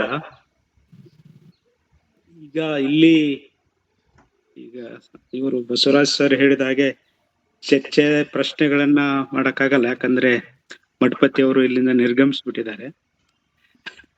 ಹಾಗಾಗಿ ನಾನು ಒಂದು 2 ಸಂಗತಿಗಳನ್ನ ಇಲ್ಲಿ ಶೇರ್ ಮಾಡ್ಕೋಬೇಕಂತ ಹೇಳ್ತಾ ಇದ್ದೆ. ಈ ಗೂಗಿ ಬಗ್ಗೆ ಚರ್ಚೆ ಮಾಡುವಾಗ ನಾವು ಬಹುತೇಕವಾಗಿ ಅವರ ಸಾಹಿತ್ಯದಕ್ಕಿಂತ ಹೆಚ್ಚಾಗಿ ಅವರ ಡಿಸ್ಕರ್ಸಿವ್ ರೈಟಿಂಗ್ಸ್ ಇದಲ್ಲ, ಅದನ್ನ ತುಂಬಾ ಚರ್ಚೆ ಆಗಿದೆ ಕರ್ನಾಟಕದಲ್ಲಿ ಮತ್ತು ಭಾರತದಲ್ಲಿ. ಮುಖ್ಯವಾಗಿ ಡಿಕಾಲೋನೈಸಿಂಗ್ ದ ಮೈಂಡ್ ಅನ್ನುವಂಥ ಪುಸ್ತಕ ಮತ್ತು ಮೂವಿಂಗ್ ದ ಸೆಂಟರ್ ಅನ್ನುವಂಥ ಪುಸ್ತಕ, ಇವೆರಡು ಕುರಿತು ಮಾತಾಡುವಾಗ ನಾವು ಯುರೋಪ್ ಕೇಂದ್ರಿತ ಚಿಂತನೆಯನ್ನ ಹೇಗೆ ನಿರಾಕರಿಸಬೇಕು ಮತ್ತು ಇಂಗ್ಲಿಷ್ ಭಾಷೆಯನ್ನು ಹೇಗೆ ನಾವು ಮೀರಬೇಕು ಅನ್ನುವ ನೆಲೆಯಲ್ಲಿ ಗೂಗಿ ಹೇಳಿದ್ರೆ, ನಾವು ಕರ್ನಾಟಕದಲ್ಲಿ ಅಥವಾ ಭಾರತದಲ್ಲಿ ಅದನ್ನು ಹೇಗೆ ಅರ್ಥ ಮಾಡ್ಕೋಬೇಕು ಅನ್ನುವಂಥದ್ದು ಒಂದು ಪ್ರಶ್ನೆ ಇದೆ. ಅಂದ್ರೆ ಈ ಹಿಂದೆ ನಾನೊಂದು ಲೇಖನ ಬರೆದಿದ್ದೆ, ಗೂಗಿ ಚಿಂತನೆಗಳು ನಮಗೆಷ್ಟು ಪ್ರಸ್ತುತ ಅಂತ. ಅದನ್ನ ಬರೆಯೋದಕ್ಕೆ ನನಗೆ ಏನು ಸಂದರ್ಭ ಇತ್ತು ಅಂದ್ರೆ, ಇವರು ರಹಮತ್ ತರೀಕೆರೆ ಅವರು ಒಂದು ಲೇಖನವನ್ನ ಅವರು ಅನುವಾದ ಮಾಡಿದ್ದಾರೆ. ಅದು ಡಿಕಾಲೋನೈಸಿಂಗ್ ದ ಮೈಂಡ್ ಅನ್ನುವಂತ ಒಂದು ಲೇಖನ. ಸೊ ಅದರಲ್ಲಿ ಅವರು ಆ ಲೇಖನದ ಅನುವಾದದ ಒಂದು ಪುಸ್ತಕದ ಪೀಠಿಕೆಯಲ್ಲಿ ಒಂದು ಮಾತು ಹೇಳ್ತಾರೆ. ಏನು ಆ ಮಾತು ಅಂತ ಹೇಳಿದ್ರೆ, ಈ ಹೊತ್ತು ಇಂಡಿಯಾದ ಜನರಾಗಿ ನಾವು ಅರ್ಥಪೂರ್ಣವಾದ ಸಾಹಿತ್ಯಿಕ ಹಾಗೂ ರಾಜಕೀಯ ಸಂಬಂಧಗಳನ್ನು ಇಟ್ಟುಕೊಳ್ಳಬಹುದಾದರೆ ಅದು ಆಫ್ರಿಕನ್ ಲೇಖಕರೊಂದಿಗೆ ಹಾಗೂ ಜನತೆಯೊಂದಿಗೆ ಅನಿಸುತ್ತದೆ. ಇದಕ್ಕೆ ಕಾರಣ ಆಫ್ರಿಕನ್ನರು ನಮ್ಮಂತೆಯೇ ಬಹುಭಾಷಿಕ, ಬಹುಧಾರ್ಮಿಕ, ಬಹು ಸಾಂಸ್ಕೃತಿಕವಾದ ಖಂಡದವರು. ನಮ್ಮಂತೆ ಯುರೋಪಿನ ಏಕರೂಪಿ ಸಂಸ್ಕೃತಿ ಆರ್ಥಿಕ ರಾಜಕೀಯ ಶಕ್ತಿಗಳಿಂದ ಆಳಿಸಿಕೊಂಡವರು. ನಾವಿರುವ ಕಿನಾರೆಗಳು ಬೇರೆ ಬೇರೆಯಾದರೂ ನಮ್ಮನ್ನು ಗಾಯಗೊಳಿಸಿದ ಕತ್ತಿ ಒಂದೇ. ಕಳೆದ 200 ವರ್ಷಗಳ ಚರಿತ್ರೆಯಲ್ಲಿ ಅಷ್ಟೇ ಅಲ್ಲ, ಈಗಿನ ಹೊಸ ಜಾಗತೀಕರಣವೆಂಬ ಆರ್ಥಿಕ ರಾಜಕೀಯ ದೌಡಿನಲ್ಲಿಯೂ ನಮ್ಮ ಸಂಕಟಗಳು ಬಹುತೇಕ ಒಂದೇ ಆಗಿವೆ. ಸೊ ಈ ಮಾತನ್ನ ಹೇಳುವುದರ ಜೊತೆಗೆ ಅವರು ಇನ್ನೊಂದು ವಿಶೇಷವಾದ ಸಂಗತಿಗಳನ್ನ ಇಲ್ಲಿ ಪ್ರಸ್ತಾಪ ಮಾಡ್ತಾರೆ. ಅದೇನು ಅಂತ ಹೇಳಿದ್ರೆ, ಇಲ್ಲಿ ಆಫ್ರಿಕಾ ಇರುವ ಕಡೆ ಏಷ್ಯಾ ಎಂದು, ಕೀನಿಯಾ ಇರುವ ಕಡೆ ಇಂಡಿಯಾ ಎಂದು, ಹಾಗೂ ಕಿಸಾಲಿ ಇರುವ ಕಡೆ ಕನ್ನಡ ಎಂದು ಬದಲಿಸಿದರೆ ಇಡೀ ಪುಸ್ತಕ ನಮ್ಮ ಆತ್ಮಕಥೆಯಾಗಿ ಬಿಡುತ್ತದೆ ಅನ್ನುವಂತ ಒಂದು ಮಾತನ್ನ ಹೇಳ್ತಾರೆ. ಅಂದ್ರೆ ನನಗೆ ತಕರಾರಿರುವುದು ಈ ಮಾತುಗಳಲ್ಲಿ. ಏನು ಅಂತ ಹೇಳಿದ್ರೆ, ಅಂದ್ರೆ ಮಠಪತಿ ಅವ್ರು ಮಾತಾಡೋದಕ್ಕೆ ನಾನು ರಹಮತ್ ಅವ್ರ ಇಲ್ಲಿ ತರ್ತಾ ಇದ್ದೀನಿ ಅಂತಲ್ಲ, ಈ ಚರ್ಚೆ ಅಲ್ಲಿ ಅವರು ಮಾಡಿರೋದ್ರಿಂದ ಆ ಚರ್ಚೆಯನ್ನ ಇಲ್ಲಿ ಸಾಂದರ್ಭಿಕವಾಗಿ ನಾನು ಅದನ್ನ ಪ್ರಸ್ತುತ ಪಡಿಸ್ತಾ ಇದ್ದೀನಿ. ಇಲ್ಲಿ ಸಮಸ್ಯೆ ಏನಾಗುತ್ತೆ ಅಂದ್ರೆ, ನಾವು ಇಂಗ್ಲಿಷನ್ನ ಮಾತ್ರ ನಿರಾಕರಿಸ್ಬೇಕಾ ಅಥವಾ ಇಂಗ್ಲಿಷ್ ತರದ ಭಾಷೆ ಮತ್ತು ತಿಳುವಳಿಕೆ, ಸಂಸ್ಕೃತಿಯ ಪ್ರಾಬಲ್ಯ ಏನಿದೆಯಲ್ಲ ಅದನ್ನು ನಿರಾಕರಿಸ್ಬೇಕಾ ಅನ್ನುವಂಥದ್ದು ಕೂಡ ಮುಖ್ಯ ಆಗುತ್ತೆ. ಈ ಕಾರಣ ಏನು ಅಂತ ಹೇಳಿದ್ರೆ, ಸ್ವತಃ ಈ ಲೇಖನದಲ್ಲಿ ಚರ್ಚೆ ಮಾಡಿದ ಹಾಗೆ, ಅಂದ್ರೆ ಡಿಕಲೋನೈಸಿಂಗ್ ದ ಮೈಂಡ್ ಅನ್ನುವ ಲೇಖನದಲ್ಲಿ ಗೂಗಿ ಅವರು ಚರ್ಚೆ ಮಾಡುವ ಹಾಗೆ, ಇಂಗ್ಲಿಷ್ ಇಂದ ಬಿಡುಗಡೆ ಹೇಗೆ ಪಡಿಬೇಕು ಮತ್ತು ಒಂದು ದೇಶಿ ತಿಳುವಳಿಕೆ ಅಥವಾ ದೇಶಿ ಚಿಂತನೆಯನ್ನ ನಾವು ಹೇಗೆ ರೂಪಿಸ್ಕೋಬೇಕು ಅನ್ನೋದಕ್ಕೆ ಪೂರಕವಾಗಿರುವಂತ ಒಂದು ಸಂಗತಿಯನ್ನ ಹೇಳ್ತಾರೆ. ಅದಕ್ಕೆ ಮುಖ್ಯವಾಗಿ ಅವ್ರು ಹೇಳುವುದೇನು ಅಂತ ಹೇಳಿದ್ರೆ, ಆಫ್ರಿಕಾದ ಮಗುವಿನ ಶಿಕ್ಷಣದ ಭಾಷೆ ಅದು ಅನ್ಯ ಭಾಷೆಯಾಗಿದ್ದರೂ ಅವನು ಓದುವ ಪುಸ್ತಕದ ಭಾಷೆಯು ಅನ್ಯ ಭಾಷೆಯಾಗಿರ್ತದೆ ಅಂತ. ಅಂದ್ರೆ ಇಲ್ಲಿ ನಮ್ಮ ಕರ್ನಾಟಕದಲ್ಲಿ ನಾವು ಈಗ ಓದ್ತಾ ಇರುವ ಕನ್ನಡವು ಕೂಡ ಅದು ಕನ್ನಡಕ್ಕೆ ಹೊರತಾಗಿರುವ ತಿಳುವಳಿಕೆ, ಕನ್ನಡಕ್ಕೆ ಹೊರತಾಗಿರುವ ಚರ್ಚೆಗಳನ್ನೇ ರೂಪಿಸ್ಕೊಂಡಿರುತ್ತೆ. ಅದು ಸಂಸ್ಕೃತದ ಪ್ರಾಬಲ್ಯ ಇರಬಹುದು ಅಥವಾ ಬೇರೆ ಭಾರತೀಯ ಇತರೆ ಭಾಷೆಗಳ ಪ್ರಾಬಲ್ಯದಿಂದ ಕೂಡಿರುವಂತ ತಿಳುವಳಿಕೆ ಇರಬಹುದು. ಅಂದ್ರೆ ನಾವು ಯಾವುದರಿಂದ ನಿರ್ವಸಾಹತೀಕರಣಗೊಳ್ಳಬೇಕು ಅನ್ನುವಂತ ಒಂದು ಪ್ರಾಥಮಿಕ ತಿಳುವಳಿಕೆ ನಮ್ಮ ಚರ್ಚೆಗಳಲ್ಲಿ ಇರುವುದಿಲ್ಲ ಅನ್ನುವಂಥದ್ದನ್ನೇ ನಾನಿಲ್ಲಿ ಹೇಳೋದಕ್ಕೆ ಇಚ್ಛಿಸಿದ್ದೆ. ಅಂದ್ರೆ ನಾವ್ ಯಾವುದನ್ನ ಮೀರಬೇಕಾಗಿತ್ತೋ ಅದನ್ನ ಮೀರದೆ ಕೇವಲ ಕೆಲವು ಪರಿಕಲ್ಪನೆಗಳನ್ನ ಅಥವಾ ಪದಗಳನ್ನ ಮಾತ್ರ ಇಲ್ಲಿ ಚರ್ಚೆ ಮಾಡ್ತೀವಿ. ಡಿಕಲೋನೈಸಿಂಗ್ ದ ಮೈಂಡ್ ಅಂತ ಹೇಳಿದ್ರೆ ಅದು ಕೇವಲ ಇಂಗ್ಲಿಷ್ ನಿಂದ ಮಾತ್ರ ಡಿಕಲೋನೈಸ್ ಆಗುವಂತದಲ್ಲ. ಒಂದು ದೇಶಿ ಸಂಸ್ಕೃತಿ, ದೇಶೀಯ ತಿಳುವಳಿಕೆ ಅಥವಾ ದೇಶಿ ವಿಮರ್ಶೆ ಅನ್ನುವಂಥದ್ದು ಅದು ಹಲವು ನೆಲೆಗಳಿಂದ ನಿರ್ವಸಾಹತೀಕರಣಕ್ಕೆ ಒಳಗಾಗಬೇಕಾಗುತ್ತೆ. ಅಂತ ಒಂದು ಮಹತ್ವದ ತಿಳುವಳಿಕೆಯನ್ನ ಗೂಗಿ ತಮ್ಮ ಚಿಂತನೆಗಳಿಂದ ರೂಪಿಸಿದ್ದಾರೆ ಅನ್ನುವಂಥದ್ದು ಅದನ್ನು ಬಹುತೇಕವಾಗಿ ರಾಜಶೇಖರ್ ಅವರು ತಮ್ಮ ಉಪನ್ಯಾಸದಲ್ಲಿ ಪ್ರಸ್ತುತ ಪಡಿಸಿದ್ರು. ಹಾಗಾಗಿ ಕನ್ನಡಿಗರಾದ ನಾವು ಭಾರತದ ಅಥವಾ ಕರ್ನಾಟಕದ ಸಂದರ್ಭದಲ್ಲಿ ಗೂಗಿಯನ್ನ ಹೇಗೆ ಪ್ರಸ್ತುತಗೊಳಿಸಬೇಕು ಮತ್ತು ಆ ನೆಲೆಯಲ್ಲಿ ಕನ್ನಡ ಜಗತ್ತು ಅನ್ನುವಂಥದ್ದು ಅಥವಾ ಕನ್ನಡ ತಿಳುವಳಿಕೆ ಅನ್ನುವಂಥದ್ದು ಹೇಗೆ ರೂಪುಗೊಳ್ಳಬೇಕು ಅನ್ನೋದರ ಕಡೆಗೆ ನಾವು ಯೋಚನೆ ಮಾಡಬೇಕಾದ ಜರೂರ್ ಇದೆ ಅನ್ನುವಂಥದ್ದು ನನ್ನ ಈ ಮಾತಿನ ಒಂದು ಉದ್ದೇಶ ಆಗಿತ್ತು. ಸೊ ಹಾಗಾಗಿ ಅವಕಾಶಕ್ಕಾಗಿ ಧನ್ಯವಾದಗಳು. Thank you sir. ಧನ್ಯವಾದಗಳು ಸರ್. ಸರ್, ಮತ್ತೆ ಯಾರಾದರೂ ಪೂರಕವಾಗಿ ತಮ್ಮ ಮಾತುಗಳನ್ನು ಹಂಚಿಕೊಳ್ಳೋ ಹಾಗಿದ್ರೆ ದಯವಿಟ್ಟು ಮಾತಾಡಿ.